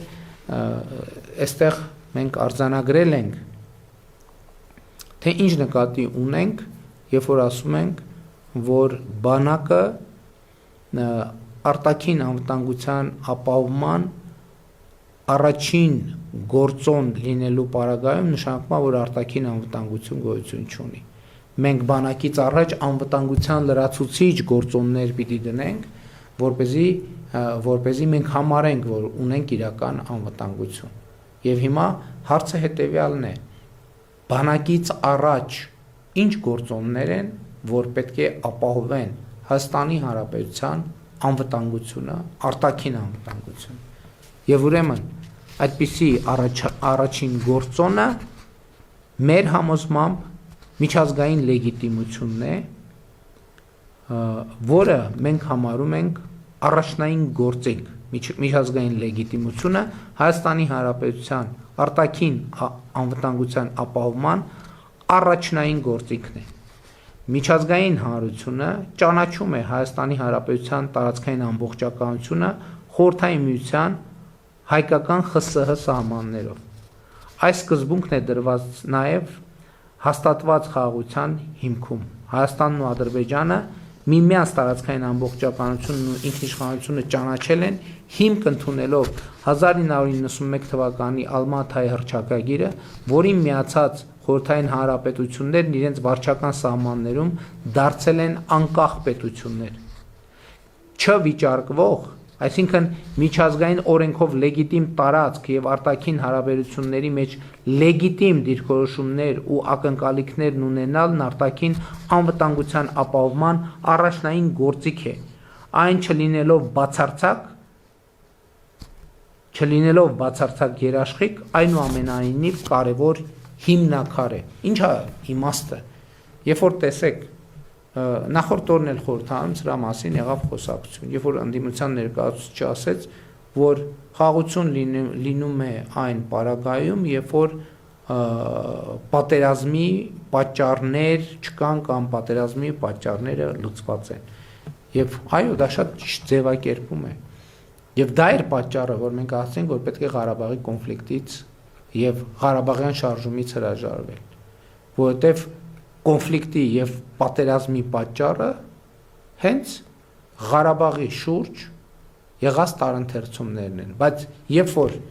մենք գալիս ենք միջազգայինորեն ճանաչված սահմանների շրջանակում ճանաչում ենք միմյանց տարածքային ամբողջականությունը, պատերազմի պատճառը վերանում է, պատերազմի ֆունդամենտալ պատճառը վերանում է եւ այդ հենքի վրա է, որ հնարավոր է լինում ստեղծել խաղաղություն։ Եվ սա է պատճառը, որ մենք ասում ենք նաեւ, որ այսօր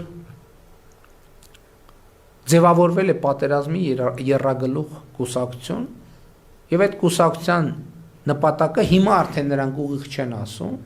բայց անուղղակի կամած քայլ Ղարաբաղյան շարժումը վերականգնելն է, այսինքն կոնֆլիկտը վերականգնելն է, այսինքն պատերազմը վերականգնելն է։ Որովհետեւ մենք պետք է շատ հստակ լինի։ 1991 թվականից սկսած ըստ էության մենք մինչև 2024 թվականը փաստացի մենք խաղաղություն երբեք չենք ունեցել։ Պատերազմը եղել է միշտ եւ դրա վկայությունն է այն, որ ամեն տարի զոհ է եղել սահմանին, ամեն տարի զոհ է եղել սահմանին։ Խաղությունն է, երբ որ զոհ չկա սահմանին, վիրավոր չկա սահմանին։ Ես նկատի ունեմ, մենք ունեցել ենք պատերազմ տարբեր ինտենսիվությամբ, որովհետև եթե մարդիկ են զոհվում, դա պատերազմ է։ Պատերազմի ինտենսիվությունը բոլորովին ուրիշ բան է։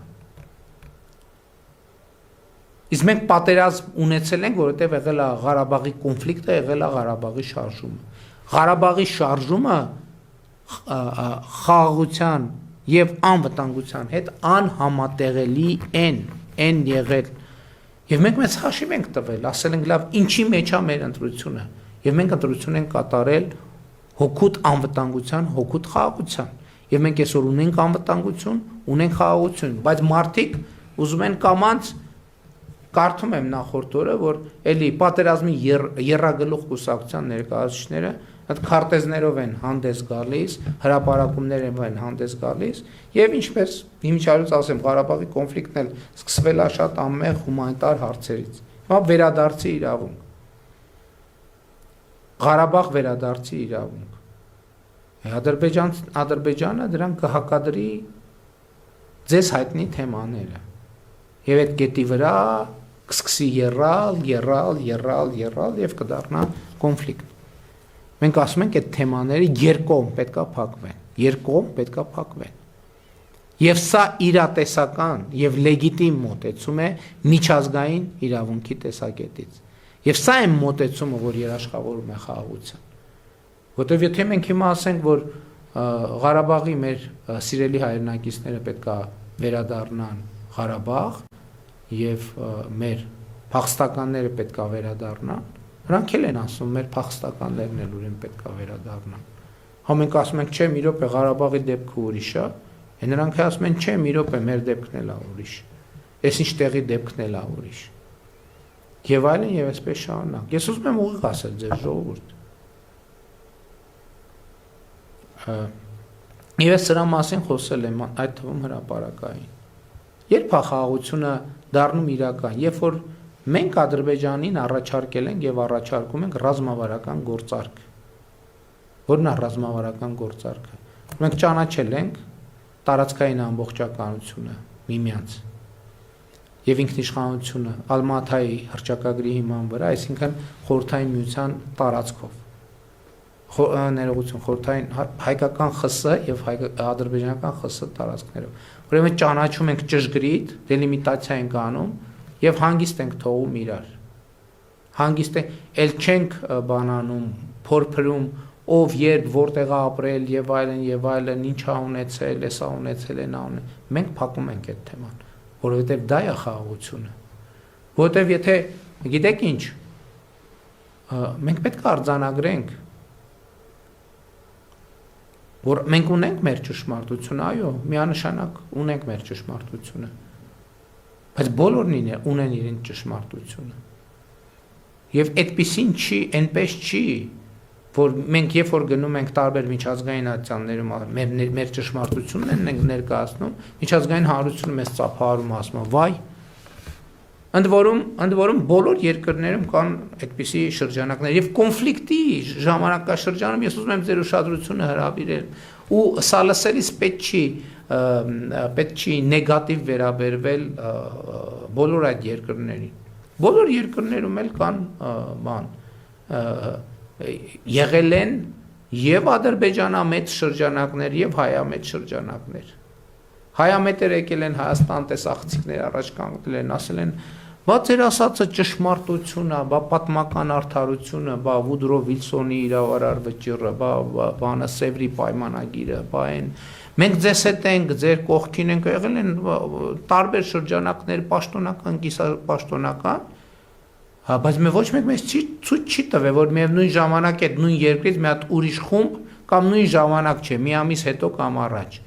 գնացել Ադրբեջան եւ նույնը ասել Ադրբեջանին, ասել ավայ ձեր ասածը բացարձակ ճշմարտություն է, մենք լիարժեք պաշտպանում ենք, ձեր կողքին ենք, ամեն ինչ անելու ենք։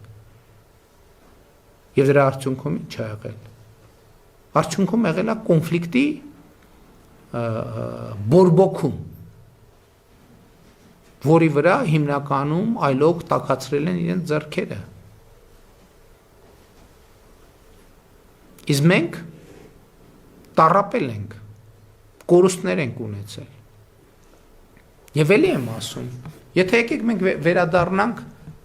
Եվրոպա եւ Եվրոպայի պատմությանը, բոլոր տեղերում այսպիսի պատմություններ կան, լավ, եթե ոչ բոլոր տեղերում, տեղերի 90%-ում։ Այսօր եվրոպական որ երկրի հանրությունն է, որ համարում է, որ իր միջազգայինորեն ճանաչված տարածքը ճշգրիտ են տարածքն է, որը արդարացիորեն եւ պատմական արդարության տեսակետից պատկանում է Իրան։ Դա է Իրանը եւ ոչ ավել։ Ոչ, այդպես չի։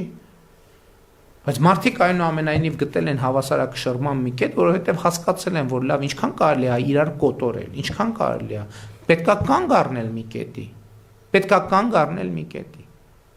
Ես հիմա չեմ ուզում կոնկրետ օրինակներ բերել, որովհետեւ դա կոռեկտ չի իմ կողմից, ես պետության ղեկավար եմ եւ այլ պետությունների պատմությունների մասին ինքն էլ sense հրապարակային խոսելը դիվանագիտական նորմերի խախտում կլինի, բայց դուք գիտեք բոլոր այդ պատմությունը։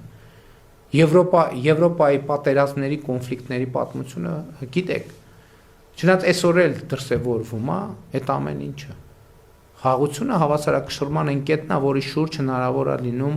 պայմանավորվել։ Մենք պայմանավորվել ենք միջազգայինորեն էսա պատճառը, որ ես ասում եմ, որ մեզ ասում են անդադ զիջումներ եկար է զիջ։ Իսկ ինչ ենք մենք զիջել։ Ինչ ենք մենք զիջել, եթե ելնենք մեր միջազգային լեգիտիմության տրամաբանությամբ։ Մենք ոչ մի բան չենք զիջել։ Բացարձակապես ոչ մի բան չենք զիջել, որը միջազգային օրենքներով մեզ է պատկանում, մենք դրանից ոչ մի բան չենք զիջել։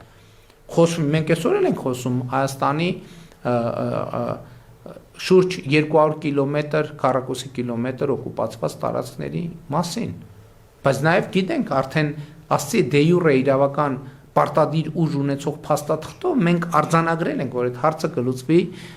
սահմանազատման շրջանակում։ Եվ այդ հարցը կլուծվի սահմանազատման շրջանակում։ Ինչու՞, որովհետև դա լեգիտիմ հարց է։ Միջազգային իրավունքի եւ օրենքի տեսակետից լեգիտիմ հարց է եւ բոլոր լեգիտիմ հարցերը կլուծվեն, բայց ելի եմ ասում, միջազգային լեգիտիմությունը բացարձակ երաշխիք չի, որովհետեւ աշխարհը հիմա շատ խառն է, բայց այնուամենայնիվ կարևոր հիմնակարը, որը մենք չպետք է դնենք մեր առաջ ոչ լեգիտիմ խնդիրներ, հետո մեր 18 տարեկան զինվորներին ասենք, գնացեք դե մենք սենց խնդիր ենք դրել։ Ոչ լեգիտիմ միջազգային իրավունքի եւ միջազգային ճանաչվածության տեսակետից, սահմանների ճանաչվածության տեսակետից, որ հետո է տարբեր երկրներից բաժանվեն երկու խմբի, մի մասը մեզ գահասի, դուք ճիշտ եք 100%-ով ձեզ հետ են, մի մասը գնա Ադրբեջան ասի, կամ երկրների մի մասը գա մեզ ասի, մի մասը գա այդ երկրներ կան, որտեղ նույն երկրի ներկայացուցիչները երկու տեղ են գնում, երկրներ էլ կան, որ կան երկրներ, որ մենակ մեզ են այդ ասում, կան երկրներ, որ մենակ Ադրբեջանն են այդ ասում, բայց սրանց էությունը չի փոխվում։ Եվ հետեւաբար մենք լեգիտիմության վրա պետք է հիմնենք մեր անվտանգությունը, բայց լեգիտիմությունը առաջին, բայց ոչ միակ գործոնն է։ Որն է հաջորդ գործոնը։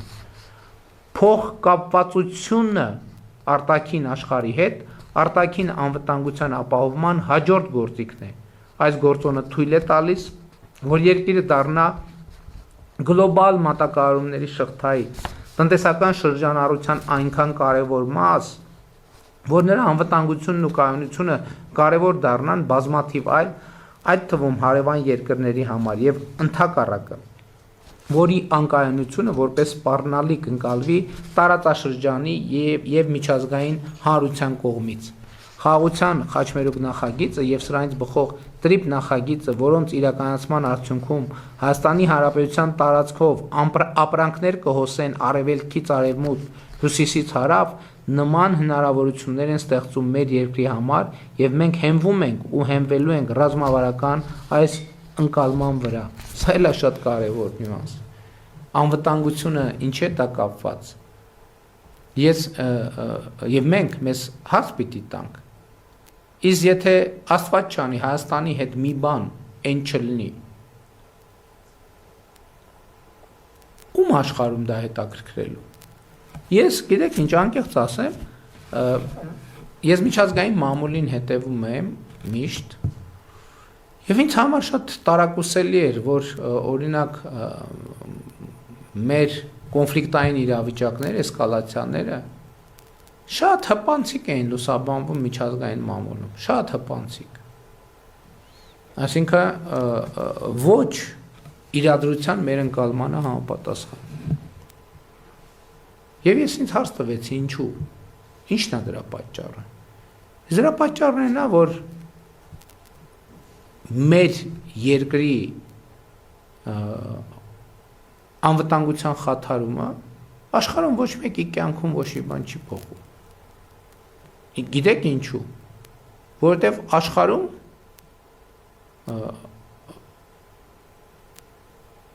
աշխարհի շատ քիչ մարդկանց կարիքներն են բավարարվում, օրինակ Հայաստանով անցնող ապրանքների միջոցով։ Ես մայրաքաղաքներում ես մտածումների ժամանակ մտնում էի այդ երկրների սուպերմարկետներ, ասում եմ ուզում եմ գտնեմ այստեղ ապրանք, որը Հայաստանի տարածքով է եկել հասել այս երկրի սուպերմարկետ։ Ու ես բնականաբար չէի գտնում այդպիսի ապրանքներ։ Հիմա հարց կարածակ, ինչ կապ ունի սուպերմարկետի ապրանքը իմ ասածի կամ Հայաստանի անվտանգության հետ։ Իսկ կապը հետևյալն է, երբ որ Հայաստանով ապրանք անցնում եւ հասնում այդ սուպերմարկետ, եւ երբ որ հանկարծ ինչ-որ բան է տեղի ունենում եւ այդ սուպերմարկետում այդ ապրանքը պակասում է, այդ երկրի քաղաքացին սկսում է դժգոհել իր երկրի իշխանությունից։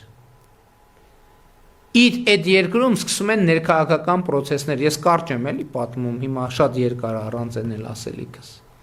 Ներքաղաքական խնդիրներ են տեղի ունենում, որովհետև քաղաքացին ասում է ոնց այս իշխանությունը չի կարող ապահովի, որ մեր սուպերմարկետում SSS ապրանքները տեղում լինեն։ Եվ որպեսզի եւ այս ներքաղաքական ճնշումը ստիպումը այդ երկրների, իմ խոշոր երկրների մասին է խոսքը, ղեկավարներին հոգ տանել այդ հաղորդակցության ուղիների անվտանգության համար, որպեսզի իրանք ներսում խնդիրներ չունենան։ Եթե մի երկրի տարածքով ոչ մի ապրանք ոչ գնում է, ոչ գալիս է, այդ երկրի հետ ինչ էլ տեղի ունենա, որևէ մեկը դա չի նկատելու։ Եվ սա ֆունդամենտալ խնդիր է, որը մենք հաշվի չենք առել որպես անվտանգության ապահովման գործոն։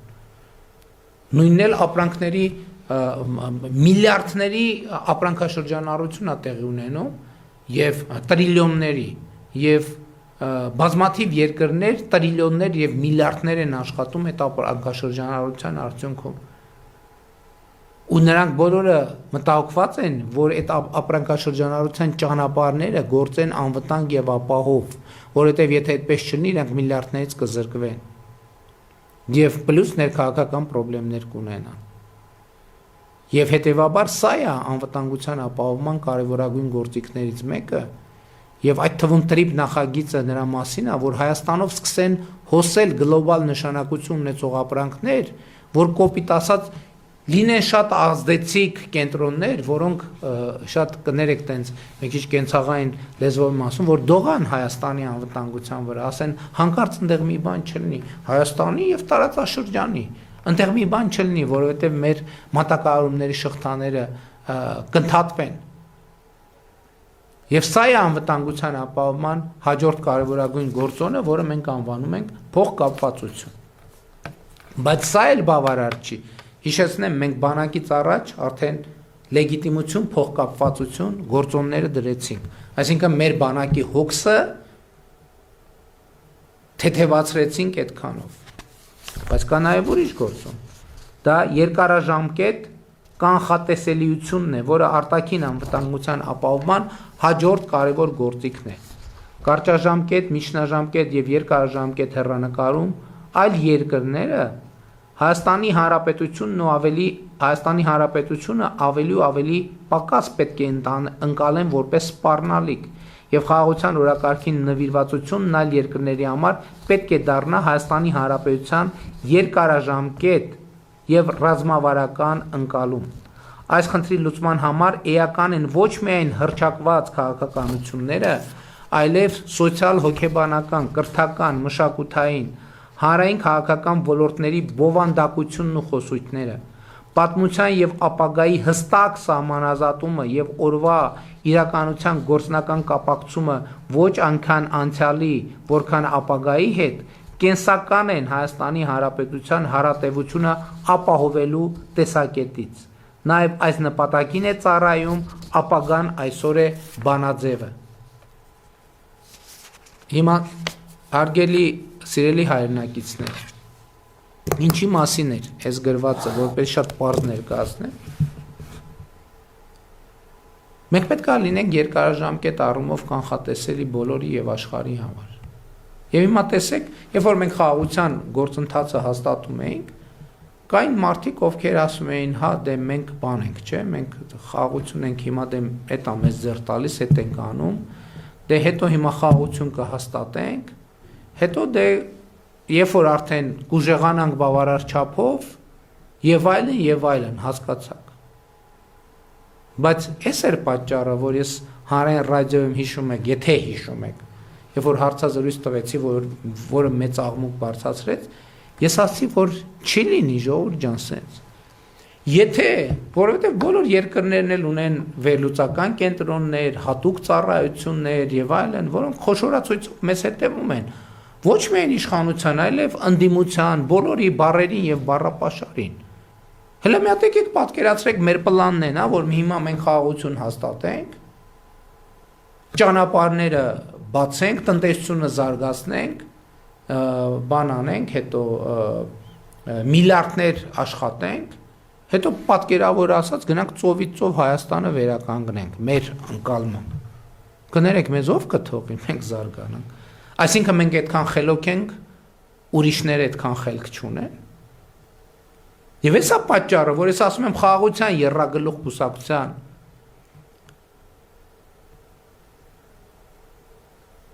գաղափարաբանությունը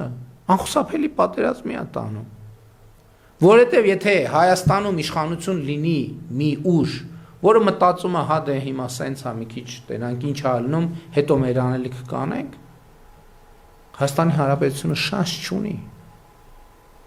Ես չեմ ասում, պատերազմ կլինի։ Ես ասում եմ, մենք մեր պետականությունը կկորցնենք։ Որն է այլընտրանք։ Այլընտրանքը այն ինչ որ մենք հիմա անում ենք։ Եվ լուծումն են այն ինչ որ մենք հիմա անում ենք։ Մենք իրական Հայաստանի գաղափարախոսությունը դրա համար ենք ստեղծել, ասելով, որ հայրենիքը պետությունը ռազմավարական առումով այս բանակի հատվածում էլ ես կանդրադառնամ այդ խնդրին, որ Հայաստանի Հանրապետությունը մեր պետությունն է եւ մեր ամբիցիան, մեր միջազգայինորեն ճանաչված տարածքում մեր քաղաքացիների անվտանգությունը, բարեկեցությունը, զարգացումը, մեր ինքնության պահպանումը եւ զարգացումը ապահովելն է։ Մենք նպատակ չպետք է դնենք, որ ուժեղանանք, գնանք, չգիտեմ, ինչ անենք, նվաճենք, Տիգրան Մեծի կայսրությունը վերականգնենք, որովհետև եթե ընդ որում ասում եմ, մենք սա կրթական մակարդակից պետք է այս խնդիրը լուծենք, որովհետև եթե տեսնեն, որ մենք ուրիշները տեսնեն, որ մենք անկեղծ չենք մեր խաղաղության օրակարգի եւ իրական Հայաստանի գաղափարախոսության մեջ, ոչ մեկ չի թողի, ոչ միայն Հայաստանը զարգանա, այլև Հայաստանը գոյատևի, նաեւ դա պատճառ, բայց ինչի Հայաստանը չի զարգացել կոնֆլիկտի շրջանում, ինչի չի զարգացել, մի բարձ պատճառով, այդ գաղափարաբանության պատճառով, որովհետև մտածել են մի րոպե, այս ինչ գաղափարաբանությամբ այս երկիրը առաջնորդվում, այդ թվում ես, մենք բոլորս, եկեք խոստովանենք, բայց ամբողջ խոսակցությունը Արարատի սարը լինի մեր բանի մեջ, պաշտոնական կնիքների մեջ չլինի, սրա մասին է ժողովուրդ ջան, սրա մասին է, եւ մենք պետք է ընտրություն կատարենք, մենք պետք է դիրքավորվենք որպես պետություն, մենք պետք է լինենք կանխատեսելի խաղաղության եւ մեր միջազգային 29743 քառակուսի կիլոմետրի մեջ, եւ այս կանխատեսելիությունը կերաշխավորի մեր անվտանգությունը եւ մեր զարգացումը։ Եվ սա լրջագույն հարց է, եւ ես ուրախ եմ, որ այսպես ասած մեր որոշակի քաղաքական շրջանակներ իհարկե սա անվանում են թրքամետություն, ադրբեջանամետություն, բայց մեր ժողովուրդը հասկանում է ինչի մասին, նա խոսքը, եւ ես դա տեսնում եմ ամենօրյա շփումներում, եւ այստեղ է որ ասել են եւ ասում են եւ համոզվում են, որ ժողովուրդը իմաստուն է, եւ ժողովրդի իմաստությունը պետք է խախտի, բայց այս ասածն էլ բանակից առաջ գոյություն ունեցող գործոնների շարքում ընդամենը երրորդն է եւ ի վերջո խաղաղությունն է ըստ այդմ անվտանգության ապահովման միակ գործուն եւ հուսալի երաշխիքը եւ Հայաստանի Հանրապետությունը քաղաքացիները հանրային քաղաքական շրջանակները պետք է ամենօրյա խնամք տանեն խաղաղության նկատմամբ այն ուժեղացնելու առավել ինստիտուցիոնալ անշրջելի եւ երաշխավորված դարձնելու համար եւ հեսա պատճառը որ պետքա տեր կանգնենք ես հիմա ուզում եմ եւ նախընտրական ծրագրում էլ այո ես դիմում եմ բոլորիդ բայց ես դիմում եմ յուրաքանչյուրիդ առանձին յուրաքանչյուրիդ առանձին ձեզնից յուրաքանչյուրը պետքա տեր կանգնի խաղաղությանը որովհետեւ տեր կանգնել խաղաղությանը նշանակում է տեր կանգնել պետությանը տեր կանգնել խաղաղությանը նշանակում է տեր կանգնել անկախությանը ինքնիշխանությանը Հայաստանի Հանրապետությանը այսօրվան ու ապագային բայց այս ամենով հանդերձ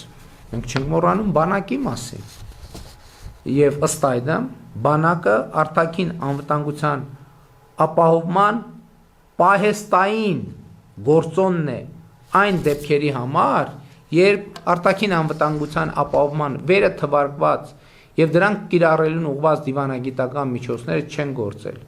Հայաստանի Հանրապետության բանակը Հայաստանի Հանրապետության միջազգայինորեն ճանաչված տարածքից դուրս չպետք է կիրառվի բացառությամբ միջազգային պայմանագրերի հիման վրա միջազգային խաղաղապահ առաքելություններում ներգրավելը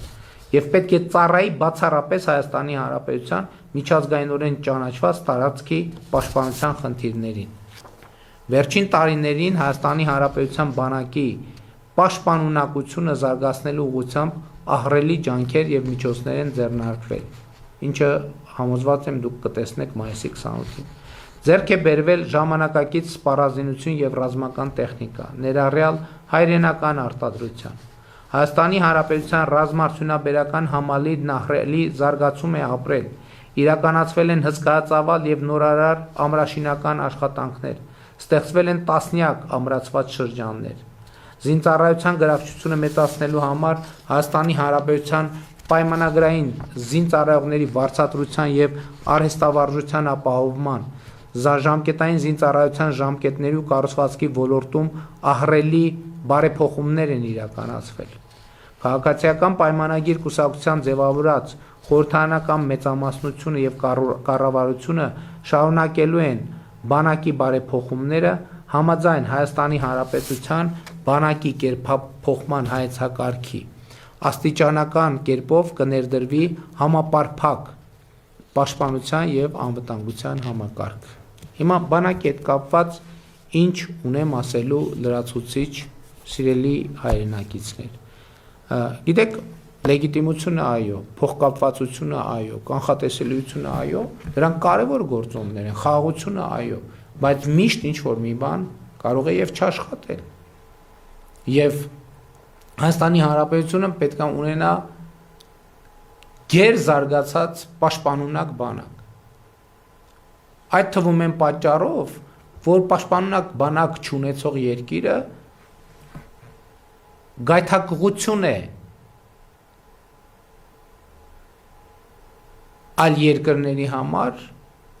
ագրեսիվ գործողությունների իսկ գեր ժամանակակից սպառազինությամբ սպառազինված բանակը զսպող գործոն է եւ մենք միշտ պետք է ունենանք պաշտպանունակ բարձր մակարդակի բանակ եւ սա մեր ռազմավարությունն է բայց այստեղ մի առանձնահատկություն կա որովհետեւ երբ որ դու հենվում ես լեգիտիմության հայեցակարգի վրա որևէ մեկը չի կարող վիճարկել քո պաշտպանունակ բանակ ունենալու իրավունքը։ Սա շատ կարևոր նրբություն է։ Այսինքն, եթե դու ասում ես, որ իմ կարճաժամկետ, միջնաժամկետ, երկարաժամկետ, դարավոր խնդիրը իմ միջազգայինորեն ճանաչված տարածքի անվտանգության ապահովումն է, ոչ մեկը չի կարող ասել, ոնց, այդ ինչի ես բանակդ բա ուժեղացնում։ Որովհետև դրա համար կա լեգիտիմ հենք, ընդհակառակը միջազգային փաստաթղթերով պետությունները պարտավոր են միջոցներ ձեռնարկել իրենց քաղաքացիների անվտանգությունը, այդ թվում արտաքին անվտանգությունը ապահովելու ուղղությամբ։ Եվ այս հայեցակարգի հիման վրա է, որ միջազգային սպառազինության շուկաները, ժողովուրդ ջան, մեզ համար բացվել են։ Բա այն սպառազինությունը, որ մենք առաջիկայում ցույց կտանք, մենք հասանելիություն դա ձեռք բերելու, ոչ թե փողի խնդիրն է եղել, փողի խնդիրը դե փողի խնդիր է, որը լուծելի խնդիր է, այլ մեզ չեն վաճառել այդ զենքերը։ Ինչի պատճառով։ Ղարաբաղյան կոնֆլիկտի պատճառով, որովհետև ասել են, որ մենք չունենք վստահություն եւ ընդհակառակը մենք չունենք վստահություն, որ Հայաստանի Հանրապետությունը այդ ձեռքերը չի կիրառի իր միջազգայինորեն ճանաչված տարածքից դուրս խնդիրների լուծման համար եւ ընդհակառակը որոշակի համոզվածություն ունենք, որ այդպիսի նշանակությամբ կկիրառվի։ Դրա պատճառով մենք չենք վաճառում ամենայն հարգանքով։ Հա ինչ որ սիմվոլիկ փուճուր-մուճուր բաներ, բայց մեծ հաշվով էսա տեղի ունեցել։ Եվ եթե հիշում եք, նաև շատ սուր խոսույթ կար, երբ որ Հայաստանի Հանրապետությունը բանակի զարգացման ուղղությամբ կոնկրետ քայլեր է ձեռնարկում։ Բայց երբ որ մենք հստակ արձանագրեցինք, որ մեր բանակի զարգացման միակ նպատակը մեր միջազգայինորեն ճանաչված տարածքի պաշտպանությունն է, այդ խոսակցությունները դադարեցին, լարվածությունը դադարեց։ Եվ մենք այսօր նաև զորահանդես ենք անելու Հանրապետության հրապարակում, վստահ լինելով, որ դա տարածաշրջանային լարվածություն չի առաջացնելու, որովհետև եւ մեր միջավայրը եւ մեր տարածաշրջանի երկրները եւ միջազգային հանրությունը ընդունում են, որ դա մեր լեգիտիմ իրավունքն է, բանակ ունենալ, զարգացնել բանակը, այնքան զարգացնել, որ անվտանգության ապահովման նախորդ թվարկած երաշխիքները, եթե հանկարծ չաշխատեն, մենք վստահ լինենք, որ ունենք բավարար պաշտպանունակ բանակ, որ մեր երկիրը կպաշտպանի ցանկացած ոտնձգությունից։ Եվ այն ինչ որ դուք կտեսնեք մայիսի 28-ին, դա ընդամենը սկիզբն է, բայց հիշեք ժողովուրդ, հիշեք։ Մենք մեր միջազգայինորեն ճանաչված տարածքից դուրս նպատակ չունենք ու չպետք է ունենանք երբեք։ Հակառակ դեպքում այդ ամեն ինչը կպտտվի մեր դեմ։ Իհարկե անվտանգության ապահովման ոլորտում մեր նախընտրական ծրագիրը անդրադարձել է, ես հասկանում եմ, որ այսօր երևի չկարողանում ավարտել, վաղ կշարունակենք կամ գուցե նաև որովհետև աշխատանքային գրաֆիկում միջոցառումներ կան նախատեսված, որը չեմ կարող հետաձգել։ Մենք անդրադառնում ենք նաև անվտանգության այլ կոմպոնենտներին, մասնավորապես պարենային անվտանգություն։ Ճգնաժամային իրավիճակներում Հայաստանի Հանրապետությունը պետք է վիճակի լինի ապահովել իրեն անհրաժեշտ պարենը, ուստի ճգնաժամային իրավիճակներում անհրաժեշտ պարենի ցանկը կձևավորվի այնպես, որ հնարավոր լինի արտադրել, պահել, պահեստավորել եւ պահպանել Հայաստանի Հանրապետությունում առանց արտաքին կախվածությունների։ Այս էլ է շատ հետաքրքիր պատմություն։ Ես երբ որ քննարկումներ եմ իրականացնել հասկանալու համար, թե մեր պարենային անվտանգության հայեցակարգը ինչ կոմպոնենտներից է բաղկացած, ես զարմանքով արձանագրել եմ, որ պարենային անվտանգության մեր հայեցակարգի մեջ, ասենք սննդամթերքի մենյու է գրած, հսկայական մասը ներկրվող սննդամթերքն են։ Ես ասում եմ, բայց հարգելի գործընկերներ, եթե մենք խոսում ենք պարենային անվտանգության այս հայեցակարգի մասին, դա պետք է մեծ ճգնաժամային պայմաններում։ Եթե ճգնաժամ այդ նշանակում է մեծ հավանականությամբ մենք նաև ներկրման բարդություններ ունենք։ Հետևաբար ինչ իմաստ ունի մեր պարենային անվտանգության հայեցակարգը կառուցել ներկրվող սննդամթերքի տրամաբանության վրա։ Պարենային անվտանգության մենյուն 1000 ներողություն այդ համեմատության համար ռեստորանի մենյու չի, որ նստես ասես, էս եմ ուզում, էս չեմ ուզում, դա նշանակում է ճգնաժամ, եւ ճգնաժամի պայմաններում դու պետքա բնակչության համար առողջ, նորմալ կալորիականություն ապահովես առանց արտաքին կախվածության։ Եվ մենք սկսել ենք եւ ամբողջ հայեցակարգը փոխում ենք այս տրամաբանության մեջ, որ պարենային անվտանգության հայեցակարգը պետքա հիմնված լինի այն սննդամթերքի վրա, որը մենք տեղում ի վիճակի ենք արտադրել։ Մի օրինակ բերեմ։ Ասենք մսի պարագայում, խոզի միս թե ոչխարի կամ տավարի միս,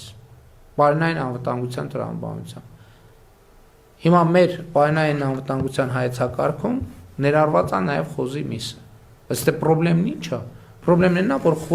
խոզի միս արտադրելու համար մենք առայժմ չունենք կերի բավարար արտադրություն։ Այսինքն եթե մենք ճգնաժամի պայմաններում չենք կարողանալու կեր ներկրենք, ինչի ենք հայեցակարգում խոզի միսը գրում, կամ գրում այնքան շատ, որը կարա ճգնաժամ առաջացնի։ Իսկ օրինակ ոչխարի միս արտադրելու համար մենք ոչ մի բան ներկրելու կարիք չունենք, պետք է ուղղակի արտադրենք, որովհետև միլիոն եւ ավել հեկտարներով արոտավայրեր ունենք, որտեղ կարող ենք բան անել։ Երկրորդը գլխականակը զարգացնել, նույնը վերաբերվում է խոշոր եղջերավոր անասունին։ Հաջորդը, եթե ճգնաժամ այնպիսի ճգնաժամ է, մենք պետք է շեշտը դնենք այնպիսի պայմանների վրա, որ այդ ճգնաժամը կարող է նաև էլեկտրաէներգիայի եւ այլն հետ կապված խնդիր ծագի։ Եվ մենք պետք է կենթանի վիճակում պահենք այդ պոտենցիալ սննդամթերքը, որովհետև օրինակ որոշակի իրավիճակներում փչանալու եւ այլնի խնդիր չլինի, չնայած հիմա երբ որ արևային էլեկտրաէներգիան զարգանում է, այս խնդիրն էլ է։ Դրա համար եմ ասում, նաեւ մեր ռազմավարությունները պետք է իրադրության փոփոխության հետ փոխվեն։ Էլ եմ ասում, խոսքը պարենային անվտանգության հայեցակարգի մասին է, որը երկրները ունենում են այն դեպքերի համար, եթե ինչ որ ճգնաժամ, սուր խորը ճգնաժամ կա, եւ մենք այս վերանայում ենք եւ վերանայում ավարտելու ենք այն տրամաբանությամբ, որ այստեղ մեզ պետք կլինի միայն այնպիսի արտադրատեսակներ, որոնք արտադրում են սննդամթերք, որոնք Հայաստանում արտադրելու հնարավորություն կա։ Հաջորդը էներգետիկ անվտանգություն։ Վերականգնվող էներգետիկայի զարգացումը Հայաստանի Հանրապետության համար ստեղծել է էներգետիկ անվտանգության մակարդակը բարձրացնելու եւ ի վերջո էներգետիկ ինքնաբավ երկիր դառնալու բացառիկ հնարավորություն։ Քաղաքացիական պայմանագիր կուսակցության ձևավորած կառավարությունը եւ խորհրդանական մեծամասնությունը գնալու են այս ճանապարհով։ Արևի, քամու, էներգետիկայի, կենսագազի, կանաչ ջրածնի արտադրության տեխնոլոգիաների զարգացումը, ինչպես նաև կուտակիչ կայանների զարգացումը կլինեն առաջնահերթություն, կշարունակվեն նաև նոր ատոմակայանի ստեղծման ուղղված աշխատանքները։ Կարծում եմ, այստեղ շատ լրացուցիչ մեկնաբանություն չունեմ։ Ուրեմն հաջորդ գլուխը, որը շատ կարևոր գլուխ է, կոչվում է ներքին անվտանգություն։ Մենք խոսեցինք արտաքին անվտանգության ապահովման մասին, բայց հաջորդ գլուխը ներքին անվտանգության ապահովման մասին է, բայց ես երևի թե ավելի ճիշտ կլինի, քանի որ ծավալուն է ներքին անվտանգության հատվածը, ճիշտ կլինի այսօրվա ներկայացումը այս պահին ընդհատեմ, որովհետև մենք արդեն շուրջ 2 ժամ եթերում ենք, մոտ 2 ժամ, դեռ 2 ժամը չի լրացել, բայց եթերում ենք, բայց նաև աշխատանքային այլ գրաֆիկ միջոցառումներ գոյություն ուներ, սիրելի քաղաքացիներ, սիրելի ժողովուրդ, շնորհակալ եմ, որ այս ընթացքում հետևում եք, բայց ես վաղը նույն ժամին կշարունակեմ, նույն մի քիչ պլյուս մինուս ժամերը, կշարունակեմ քաղաքացիական պայմանագիր կուսակցության նախընտրական ծրագրի ներկայացումը, որպեսզի դուք առավել ամբողջական պատկերացում ունենաք, իհարկե դեռ առաջիկայում նախընտրական քարոզարշավն է եւ անընդհատ խոսելու ենք այս թեմաներով, բայց մեկ ամբողջական այսպիսի ներկայացումը կարծում եմ շատ էական եւ կարեւոր է եւ ելի ուզում եմ ասել, որ այս պահին ես ընդհատում եմ, մենք քննարկեցինք եւ հասանք ներքին անվտանգություն բաժնին եւ վաղը ես մեր զրույցը կշարունակեմ ներքին անվտանգության բաժնի ներկայացումով։ Շնորհակալություն, այսօր այսքանը, սիրում եմ բոլորիդ եւ լավ օր եմ մաղթում։